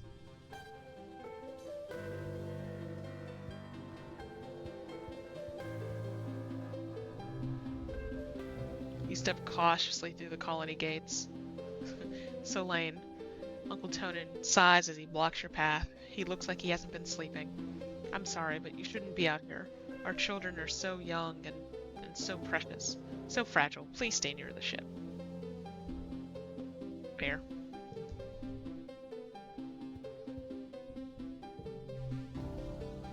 You believe Tammy died? Dice says, morbidly. I heard Chief Engineer Instance tell someone about it. He lowers his voice. Tammy got shocked by a broken holo projector, the one in the creche with the dancing teddy bear, you remember? When she touched it, she got chucked all the way across the room. He makes a sailing motion with his hand, and bam, she was dead before she even landed. I'll go with wow, really? It's not quite the tone I would have taken. Dice suddenly looks embarrassed. Yeah, I mean, it's too bad she's gone. She was nice. He tugs at the sleeves of his oversized jacket. But that's kind of a cool way to die. Ugh, kiddo. Anemone is chucking rocks at the strato, sending metallic clangs ringing through the colony. Stupid planet, she yells. Stupid creche. Stupid spaceship. She bends down to pick up another rock, but instead just sobs and braces her hands on her knees. Stupid everything. Why'd she have to die? It's not fair. Kids aren't supposed to die.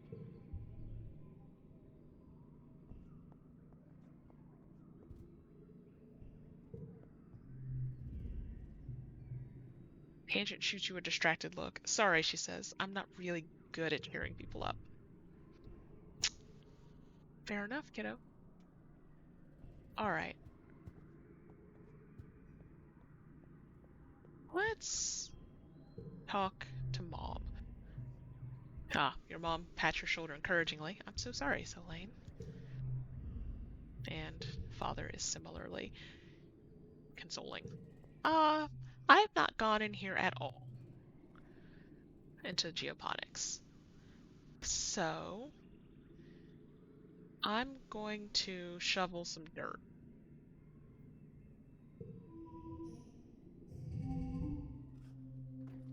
Oh, okay. Shoveling dirt is easy.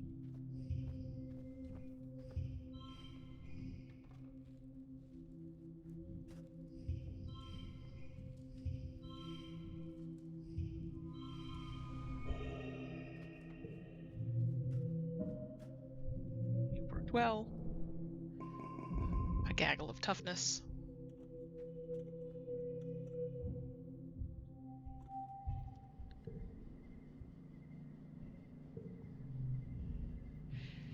Cal is scratching a stick listlessly in the dirt, seemingly uninterested in your presence until you get right in his face. Oh, hey, Solane, he says, mustering up a hollow smile. Sorry, I don't really feel like playing today. Do you think if I gave him cake, he... It's cake that she made. Oh, no. I'll... I'll give him cake. Oh. Cal's eyes go wide. What? Solane, this is my favorite thing on the whole planet. He makes grabby hands at the cake and takes a big huff of the pleasant, sugary smell that has been sitting for months, as his eyes slip closed in sheer pleasure. Wow, Solane, he breathes. You are really the best of the best. Here, you have a piece too. Let the icing melt in your mouth and let all your worries melt away with it. So, Home Skillet likes cakes.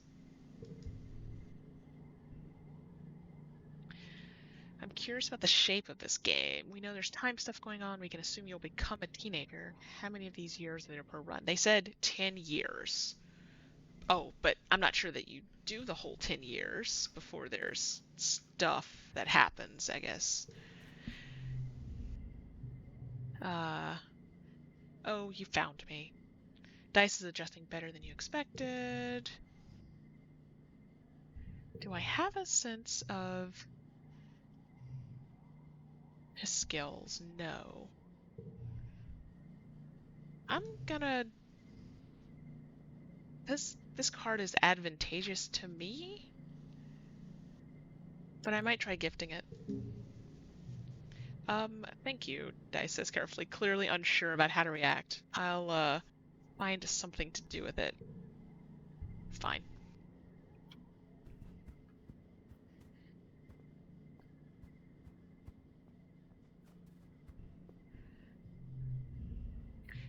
Anemone is running around the sports ball court. Okay, doing the training.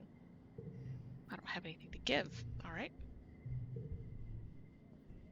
Probably should have given Anemone the egg.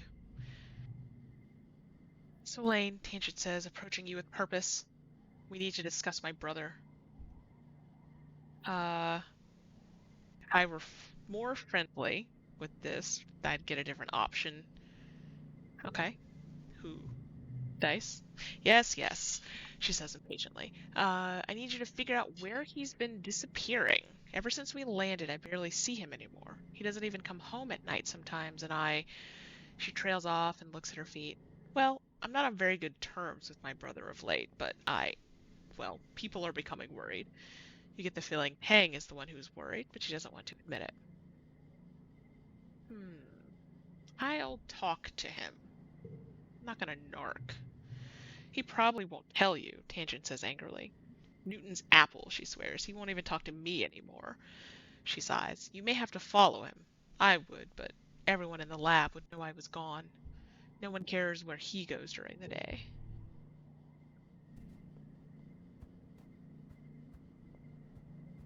Let's see what Home Skillet has to say.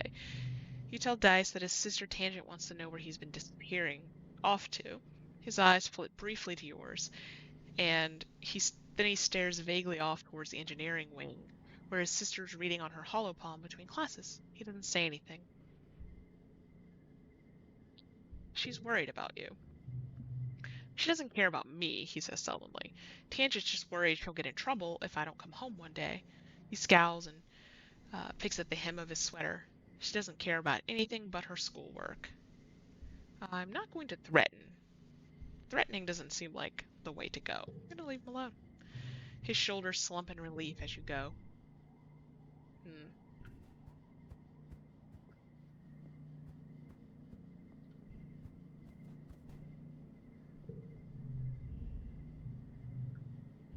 Have you gone outside the colony yet? Tang asks you. I hear all sorts of terrible things. Regardless, we're not allowed to stray from the gates unless we're on expedition. Tang rolls her eyes. Not that it stops my brother. Yeah, Tang is extremely a nerd. Okay. My toughness is 10.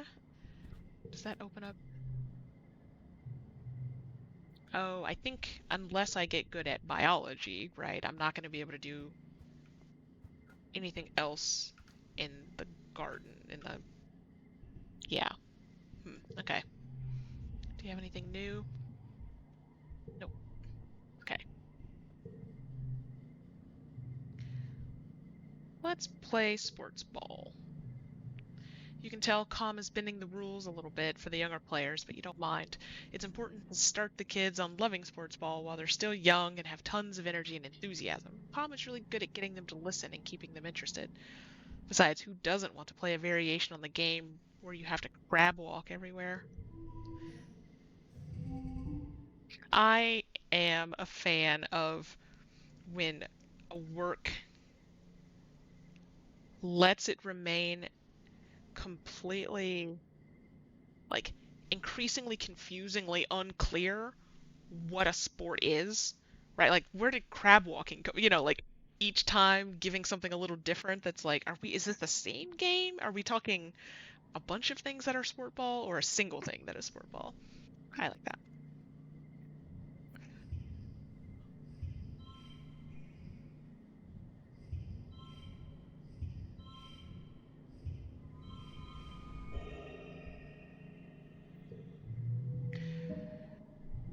well this month. So that's 12 toughness. It's time for Vertumnalia. Unicott and the Council have called a festival to celebrate life here on the planet. Everyone gathers in the colony square to hear Governor Unicott's speech. Unicott's a little long-winded. In Earth's history, Unicott begins, then clears her throat and waits for everyone to quiet down. Ahem.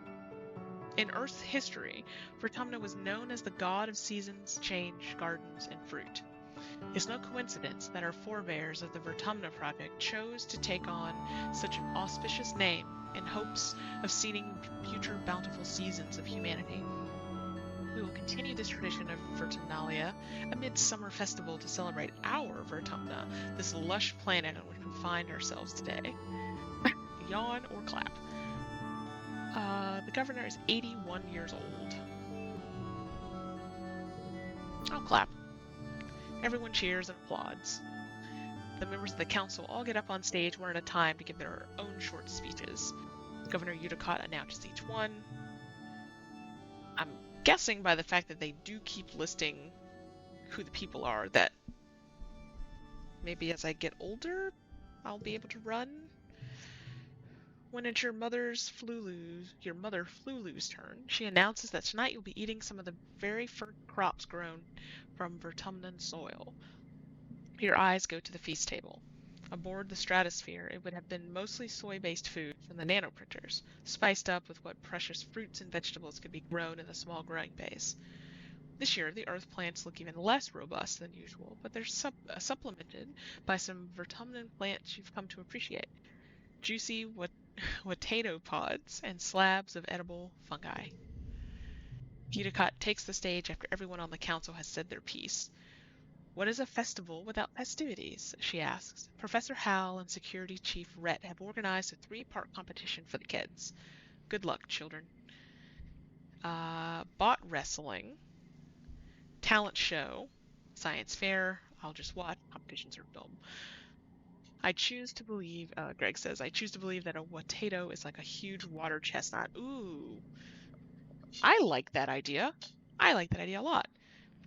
I have not found a way to sneak out yet, Lucy. I would like to. A bot wrestling contest. This has been a classic competition for years on the ship. Someone has rigged up a hydraulic lifting bot to slowly stretch out, increasing in strength over time. The aim is to see how long you can hold it closed, using any part of your body before it pops open. Anemone and Cal are competing with you. Cal doesn't like that it's a competition, but he does love bot wrestling. This is not what I expected bot wrestling to be, which I guess is kind of the joke. So it's a hard toughness challenge. Oh. 40 in 3 rounds? Okay.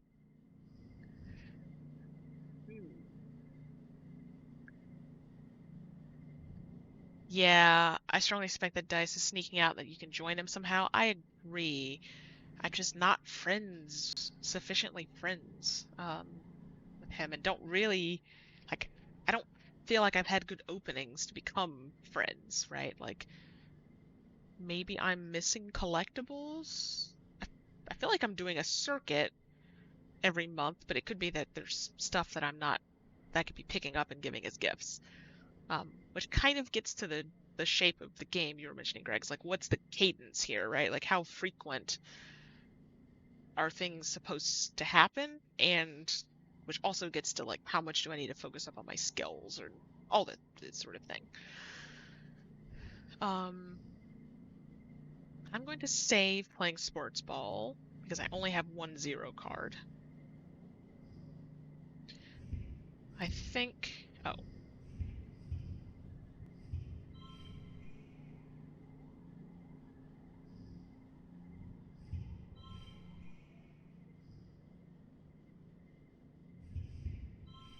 I think I'll just chip the 7 on this round. I don't think I'm going to be able to get to 40.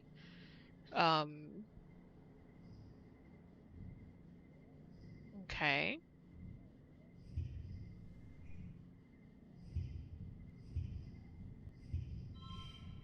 Let's do that.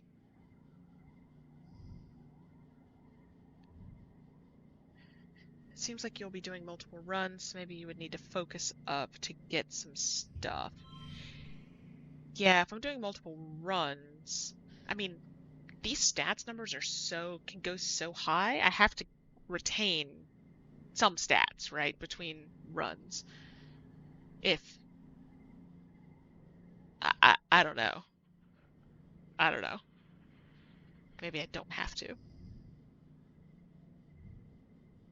Okay, let's do that. Oh, this push through would like completely max out my shit.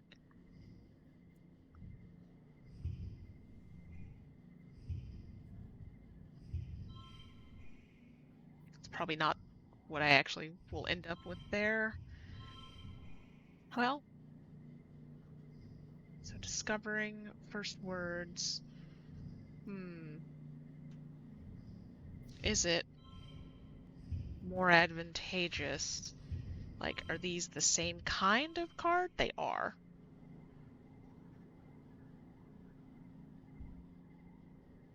You know, I'm gonna push through.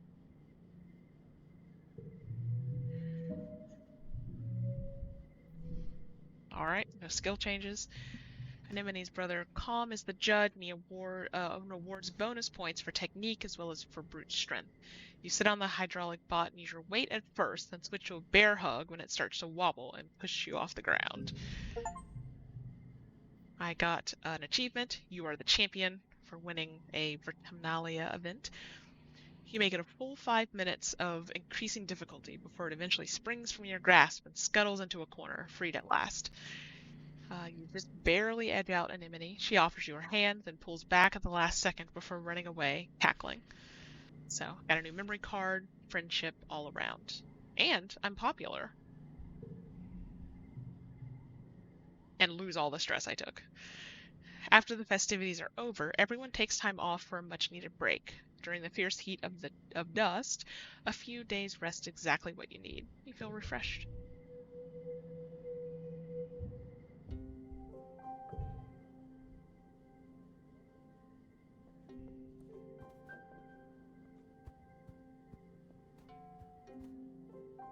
What's my toughness now? Still at 12. Okay.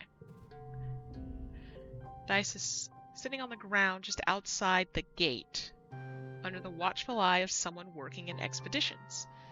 We're just as stuck here as we were on the ship, he mumbles, but he doesn't say anything else after that. Too soon to give another gift? I'm not going to suggest this child eat this worm, although it's a frequent enough... The fact that it's like a permanent option is worrying. Does this kid like to eat worms?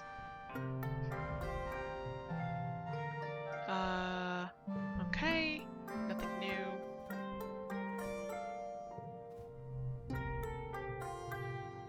checking back because I'm not sure, like, how many sort of standard things there are. It seems like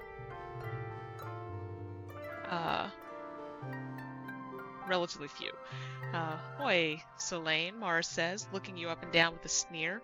Your shoes are gross. That's what you get for walking around in the dirt out there. She sniffs. Not me. I'm sticking to the ship until they pave over all that icky mud. You wonder if maybe she's scared of more than just getting dirty.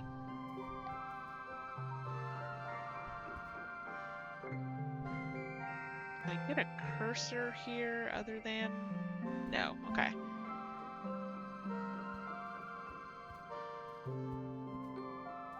I am looking harder for things to pick up. Hey! A sturdy mushwood log.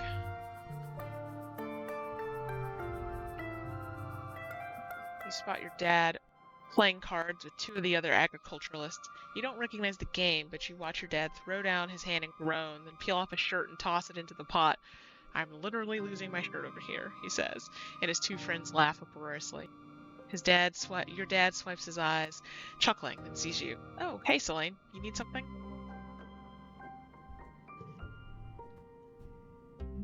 How do I get animals? Do I get animals in school?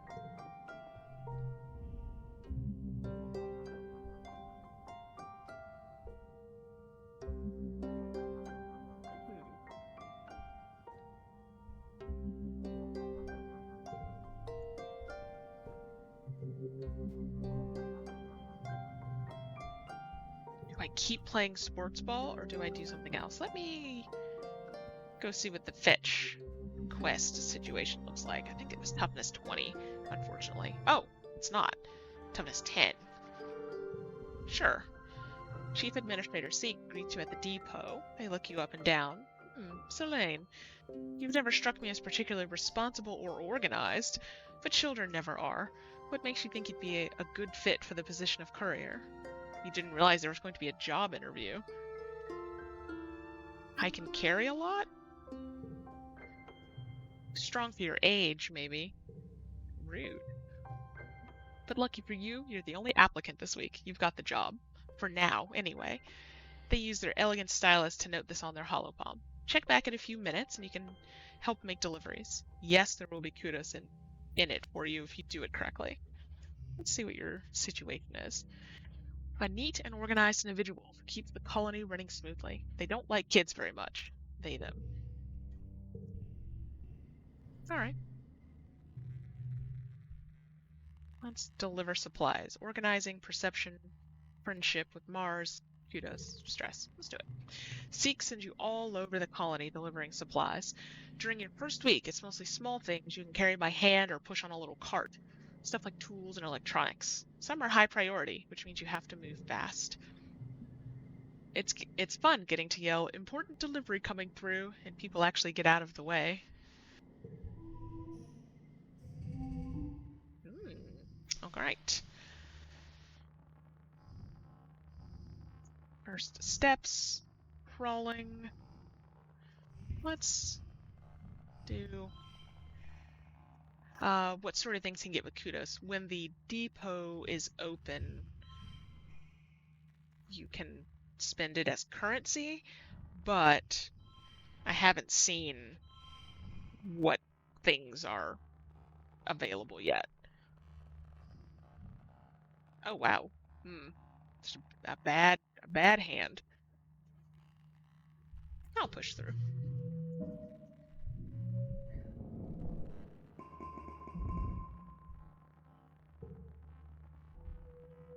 I think a potential problem with reputation as currency is I don't want to spend it down, right? So let's see if there is a... I thought they said the depot was open, but it would be there.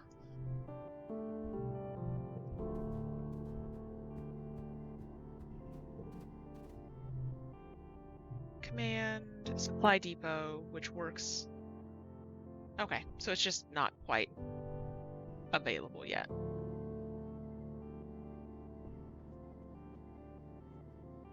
Interesting. Rebellion. This rebellion number, I've been getting these loyalty points.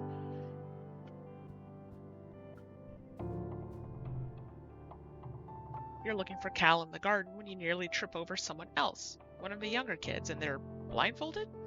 Hey, they exclaim, ripping the blindfold off their face and throwing it on the ground. It's Cirrus, one of Anemone's brothers. He glares at you. I was almost done. This little, chicken robot? Bird robot back here? Cal jogs over and grabs Cirrus in a friendly headlock, ruffling his messy red hair. Dude, you were so close. Cirrus stamps his feet and complains that you got in his way. It's not their fault, Cal says. They didn't know we were playing a game. Give me a sec. I want to teach them how to play. Cal turns to you as Cirrus leaves. Sorry, Selene, he says sheepishly. I was teaching Cirrus a new game, but he's more like Anemone than I thought. Real competitive, you know. He stoops to pick up the blindfold, brushing off the dirt. I've been trying to come up with different kinds of games other than sports ball, he says. No winners or losers. I just want to have fun with my friends. Cal looks at you hopefully. Do you want to learn how to play? Let me check my schedule. Oh, yes. Cal's smile looks like it's going to stretch right off his face. Radical, he shouts, jumping up and down with excitement. Indeed, a non-competitive game, truly radical. Okay, so first put on this blindfold. The blindfold is a little scratchy. It smells like dirt. You can feel Cal's big hands on your shoulders. I'm going to spin you around, and when I let go, you got to listen to my instructions. We're going to walk all the way to the cafeteria, okay? You nod. You can't see Cal's grin, but you can hear it in his voice as he spins you around and counts to 10. 1, 2, 3. First, Cal says, you got to walk forward 10 steps. Do you follow Cal's instructions as best you can or make things difficult for him? Do your best. You take 10 steps straight forward, holding your hands out for balance. The rocky dirt between the garden beds crunches under your feet. Yeah, Cal says. Now turn to your right and take 15 steps until you get to the door. Get it right? You turn to the right and walk forward, counting out 15 steps. When you stop, Cal laughs. You can hear his footsteps crunching behind you. I forgot how much bigger I am than you. You're like two more steps away. You take 2 more steps until your outstretched hand land on the warm metal of the door. Success. Awesome, Cal says. You can't help but smile. This is fun. Now hit the door button on the right, then keep walking forward until I say stop. Go really slowly, okay? You open the door and start to walk forward. The path slopes downward and your feet slip a little bit, even though you're moving as slowly as you can. Real dirt is nothing like the metal floors of the stratospheric. It's turbo rocky here, Cal says, and you can feel uneasiness prickle up the back of your arms. Just keep going forward slowly. I trust him. You slowly creep down the slope to the center of the colony, somehow managing to not bump into anything. Cal cheers. Okay, now turn a little to your right, keep walking straight. We're so close. You carefully pick your way forward, stopping when you hear Mars's unmistakable voice ring across the courtyard. What are you nullheads doing? Cal tells her you're playing a game. Is that a real game? Mars scoffs. It looks like Solane is just wandering around with a scarf over their eyes. Aren't you a little old for this? Oh no. No, I want to keep it going. Damn.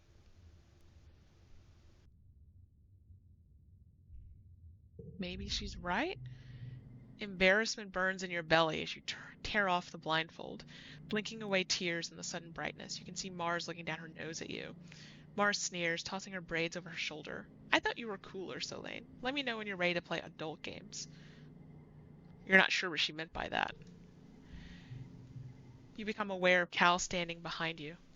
Sorry, Solane, he says quietly. I guess it is kind of a silly game. You ask if he wants to get some potato juice? I'll say the A differently every time. From the cafeteria instead. You spend the afternoon brainstorming ideas for more games with no winners or losers.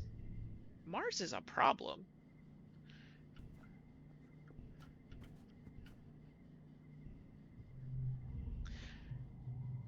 Despite the heat, Dice remains covered from head to toe in black. It's not that hot, he mumbles.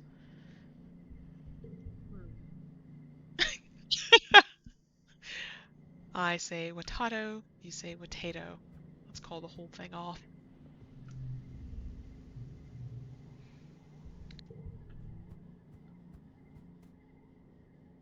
Okay.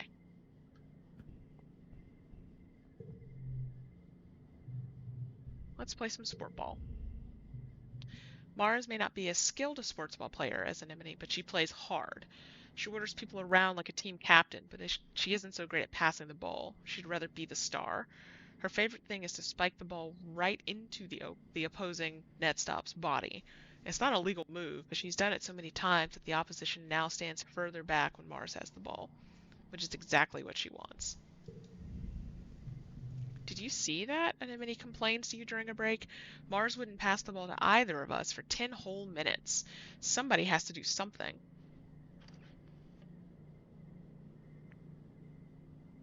Let's just not pass her the ball. For the rest of the game, you and Anemone pass to each other and ignore Mars. She notices, but just assumes you want to be the star too and doesn't give you any hassle. The thing you've learned with Mars is that she loves to be the best, but she doesn't have the kind of ego that makes her mean about it. That's not true. It doesn't really solve the problem, but it's kind of fun anyway. I wonder if there's a way to play where Mars isn't a little shit. Yeah.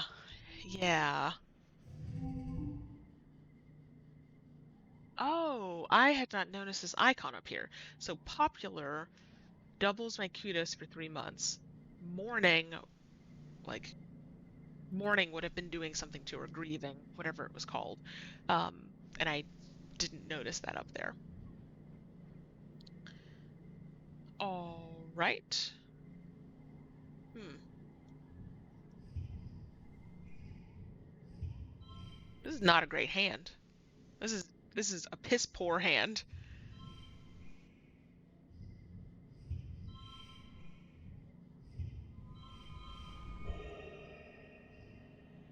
But I made it work. Four of a kind. So are they four of a kind because they're young cards, like young child cards, as opposed to like a teen card? I don't know.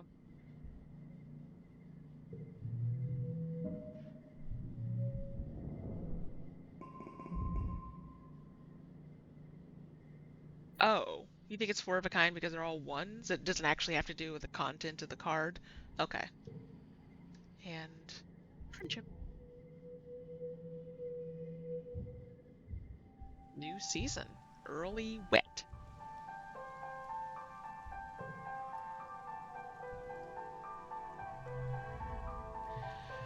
So then I trapped it in my room, Anemone says, telling you all about the bug she saw in her quarters. Its wings were as big as my hand and had feelers like, whoa. It was bouncing all over the place, like boing, boing, boing. She gestures excitedly, swinging her arms over her head. The bugs here are so big, and they're everywhere. Greg says it's been consistent from what I've seen. The flushes are based on color, and of a kinds are based on numeric. Okay. I was going to give it to Tang, she says. She loved gross bug stuff. But she said I should let it go, because if it stung me, I might get weird mutant powers. I mean, other than the ones I already have. The one I already have. And I wanted to see if it and I wanted to see if I got more weird mutant powers, so I started jumping around off higher and higher things until I was jumping off the back of the ship, and I got in so much trouble, but it wasn't even that high. She stops in her tracks. Hold on, she says, stooping to rub irritably at her knees for probably the 100th time in the past 5 minutes. Oh, I'm going to die. I busted up my knees and it's so itchy when my scales grow in. Scales, learned, confirmed. Annie, don't pick at it. Chief Steward Antecedent's voice rings out across the garrison yard, pleasant but firm. It instantly transports you back to being in the ship creche, tugging on her skirts and calling her auntie. Anemone jumps and stands up straight, her hands flying to her sides. Okay, no augment fill in there. But Mom, Anemone whines, digging her fingers into her knees as Auntie Sedent. Oh, oh. I did not catch that Sedent stood for antecedent until now they've been together. Uh, it's so scratch-tastically itchy. I know, lovely. Auntie Sedent soothes her, patting down her riotous red hair.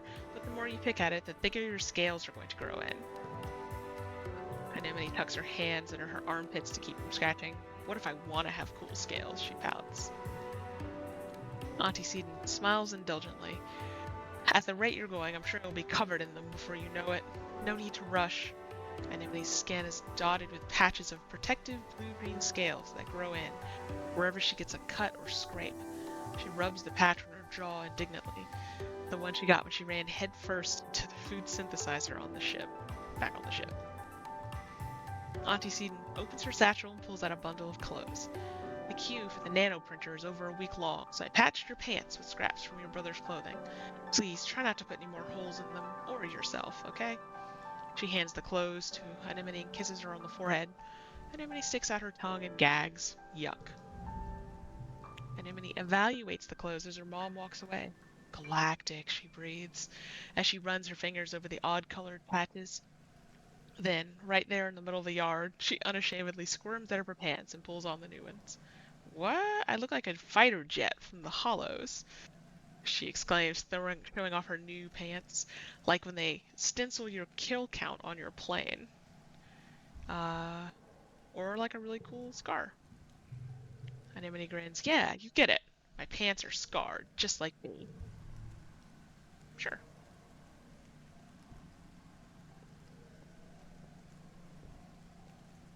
What can I see? Oh, huh.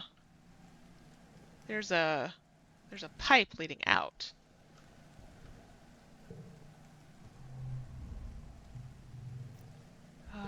Stink discussion.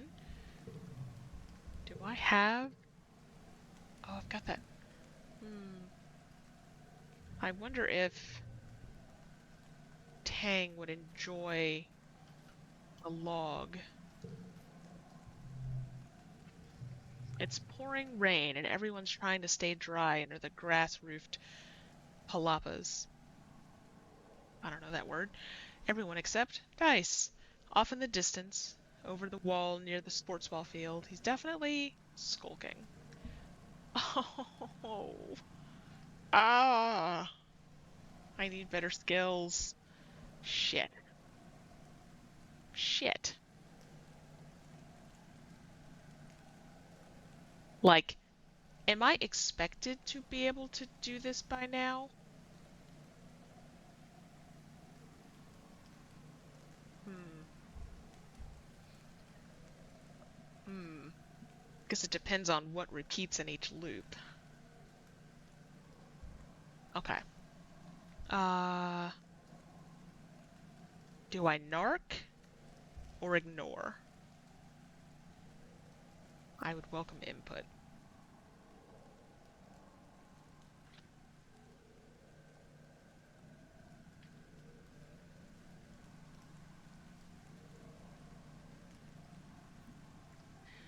And then I will think about where I want to call an end to this. Apparently, palapa is a Spanish Tagalog term for an open-walled palm frond hut. Okay, cool. Should I narc and risk? Like, he will be less my friend, but I don't want another child to die. I don't want another friend to die. I guess I'll ignore? I'll ignore. When you glance back again, Dice is gone.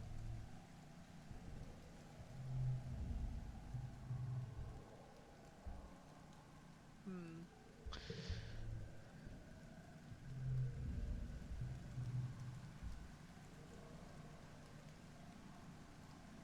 Oh, that's right, Lucy. You saw one and chilled under one. Uh, maybe Mushroom Log should go to Nature Kid. Neat, Cal exclaims, taking your gift and peering at it inquisitively. I don't know what I'll do with it, but I love it. Cool. Oh, and another one.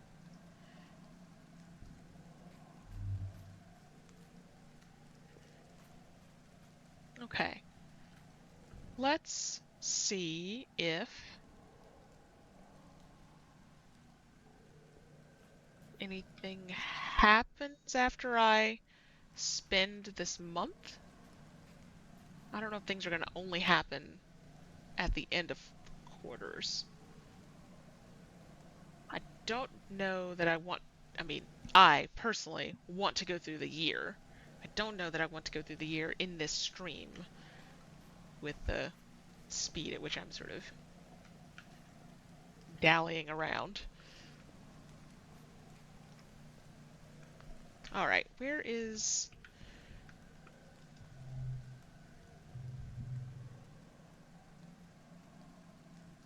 I think. Where is bravery as a. Oh, bravery is in the yellow. Okay, I'll play more sports ball. You're paired with Nougat. In practice, you make the mistake of underestimating her, and she wipes the pitch with you.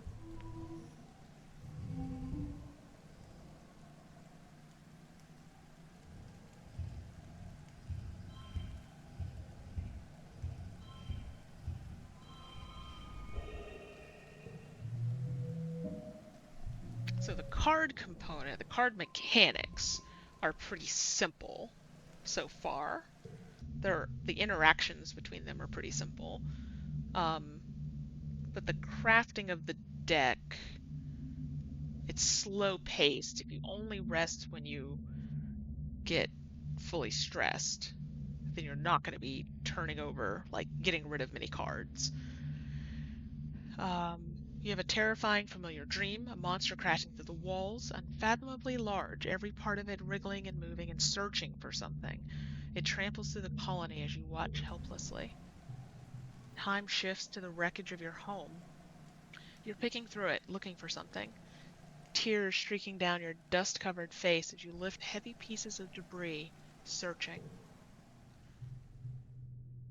You wake up shouting, "No!" but your voice is drowned out by a deafening rumble from the skies outside.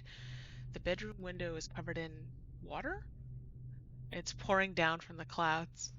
You guess this must be rain, but you've never experienced it before. There's a big flash from outside, then another crack and rumble. Thunder. It must be a thunderstorm. It's still the early hours of the morning. You've already almost forgotten your bad dream, but you're too unsettled to go back to sleep yet. The rain beats down on the roof of your quarters, joined now and then with great peals of thunder like the footsteps of an angry beast. I'm gonna go play in the rain. I got rebellion, lowered stress. It's surprisingly warm outside, and the water feels nice hitting your head. Everything smells fresh and damp and wonderful, and the dusty packed ground has turned to squelchy mud between your toes. You don't go too far from the door to your quarters, but it's exciting being outside in the dark, watching dramatic streaks of lightning arc down to the hills behind the colony. Hmm. Okay. All right. Let me see if anyone has anything exclamation pointy to say. No. I mean, I'm most intrigued by this little sneaking around mystery, but clearly I need to find the right gifts. Or I needed to have found the right gift and to have done better on some of those early checks. So I almost have enough toughness to begin expeditions. Should I focus on toughness, see what expeditions look like, and then call it? Or should I call it now?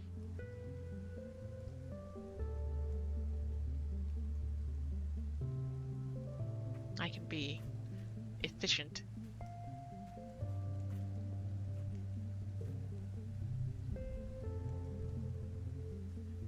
Ugh, I have all these kudos and nowhere to spend them yet. Zeke says the depot store won't be open till next year, which corresponds with Greg's research.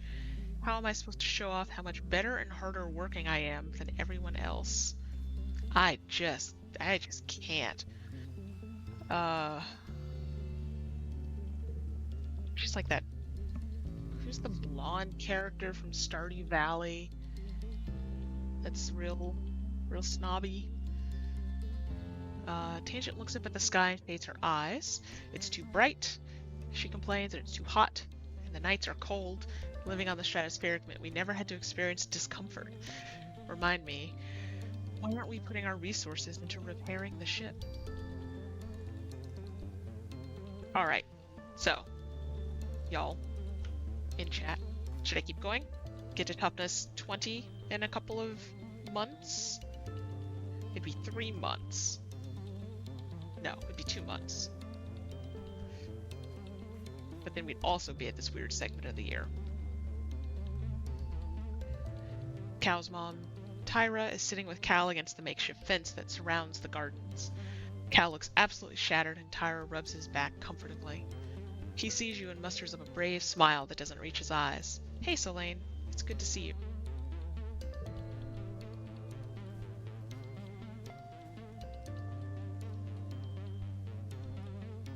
Okay.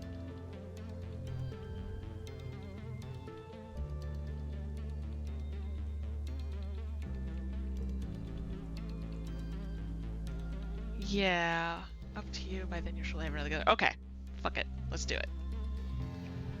Sports ball, make sure toughness is toughness also what I get from shoveling dirt. Let's do a comparison. It says +1 toughness, you can probably get +2 by exceeding. This is much, okay, this is more toughness. Let's do it. Wait, each one of these is associated with a person. Does Dice have a building? That's Mars's. Everyone's kind of in front of their building. Maybe expeditions are Dice's. Alright, let's shovel some dirt. It's your first day in the glorious world of agricultural soil conveyance. Good morning, Selene. Looks like you're working for your old lady. I hope you don't expect me to go easy on you just because you're my kid.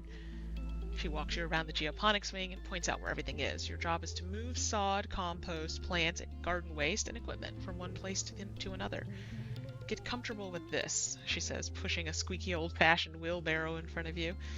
Now, any questions before you start moving that dirt? Why not use hydroponics? On the ship, we grew most of our plants with their roots in the water. It's true that it was more hygienic that way, your mom replies. She brushes an insect off her arm, which lets out a loud squeak of objection.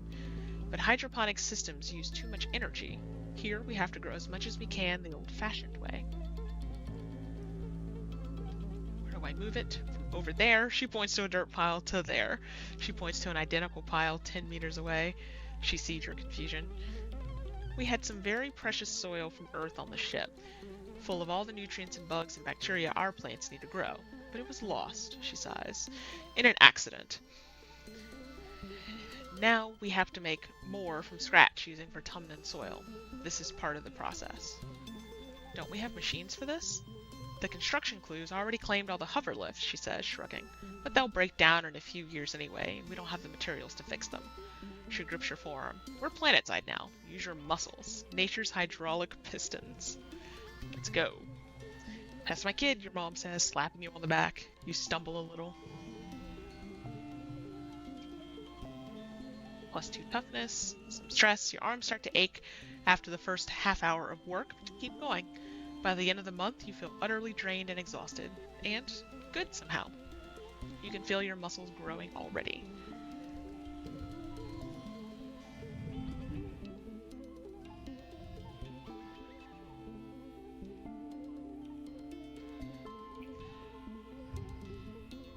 So, I guess it doesn't particularly matter.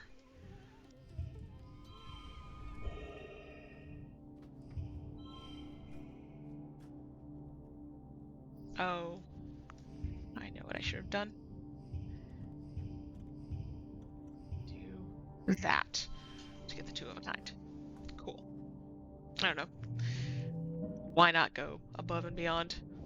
I'm also glad most insects don't squeak, Greg. +5 toughness. Alright. Lots of things open up. Or several things open up.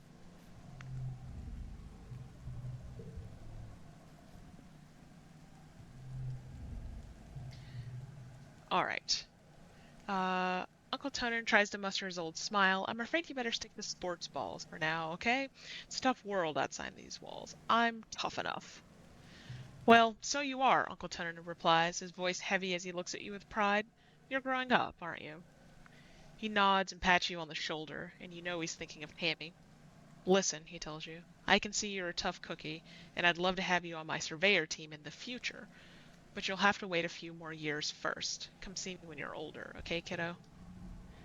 Dejected, you drag your feet as you walk back through the gates to safety. Psst. What's that? You look around questioningly. Psst. It's Dice. He's hiding behind some bushes? That's so typical. He puts his finger to his lips and motions for you to follow him. Sure, you figure. Why not? Yes. He leads you silently along the walls towards the garrison, then crouches down in the bushes between the sports ball field and the security pavilion to fiddle with something. Suddenly, he's gone.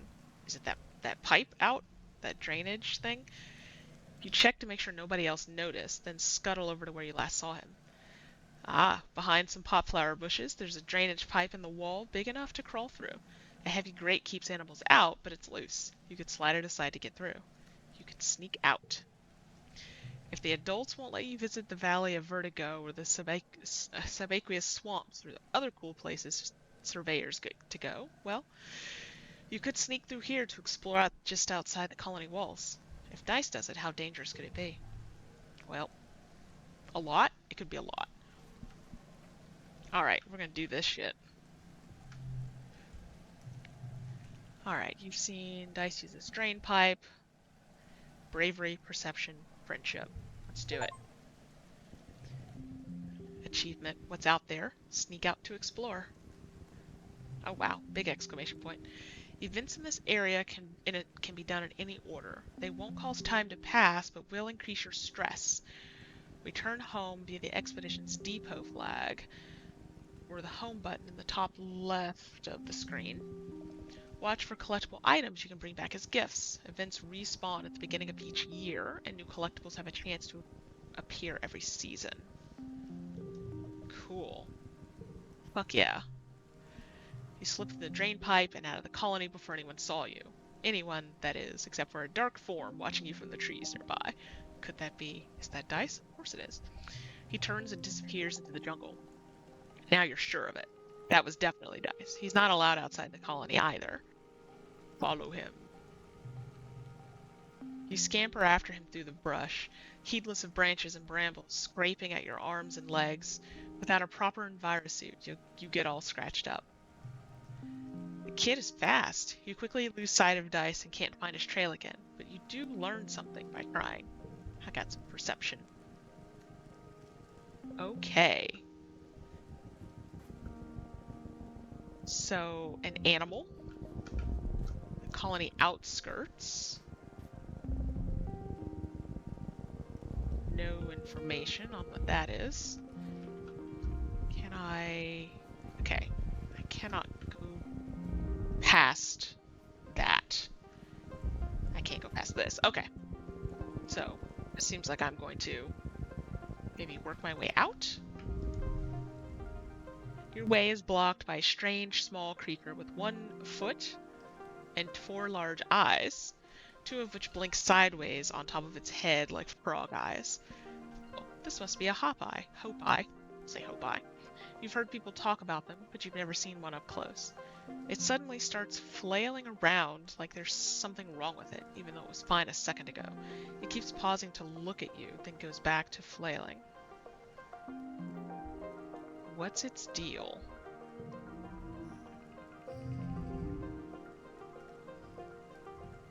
So, 27, 3 rounds. Cool.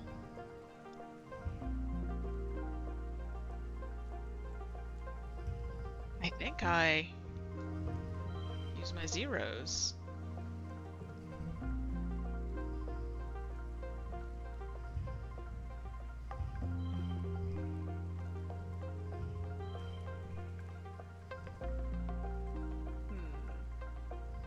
I think a better order is that. And then I'll save those 2.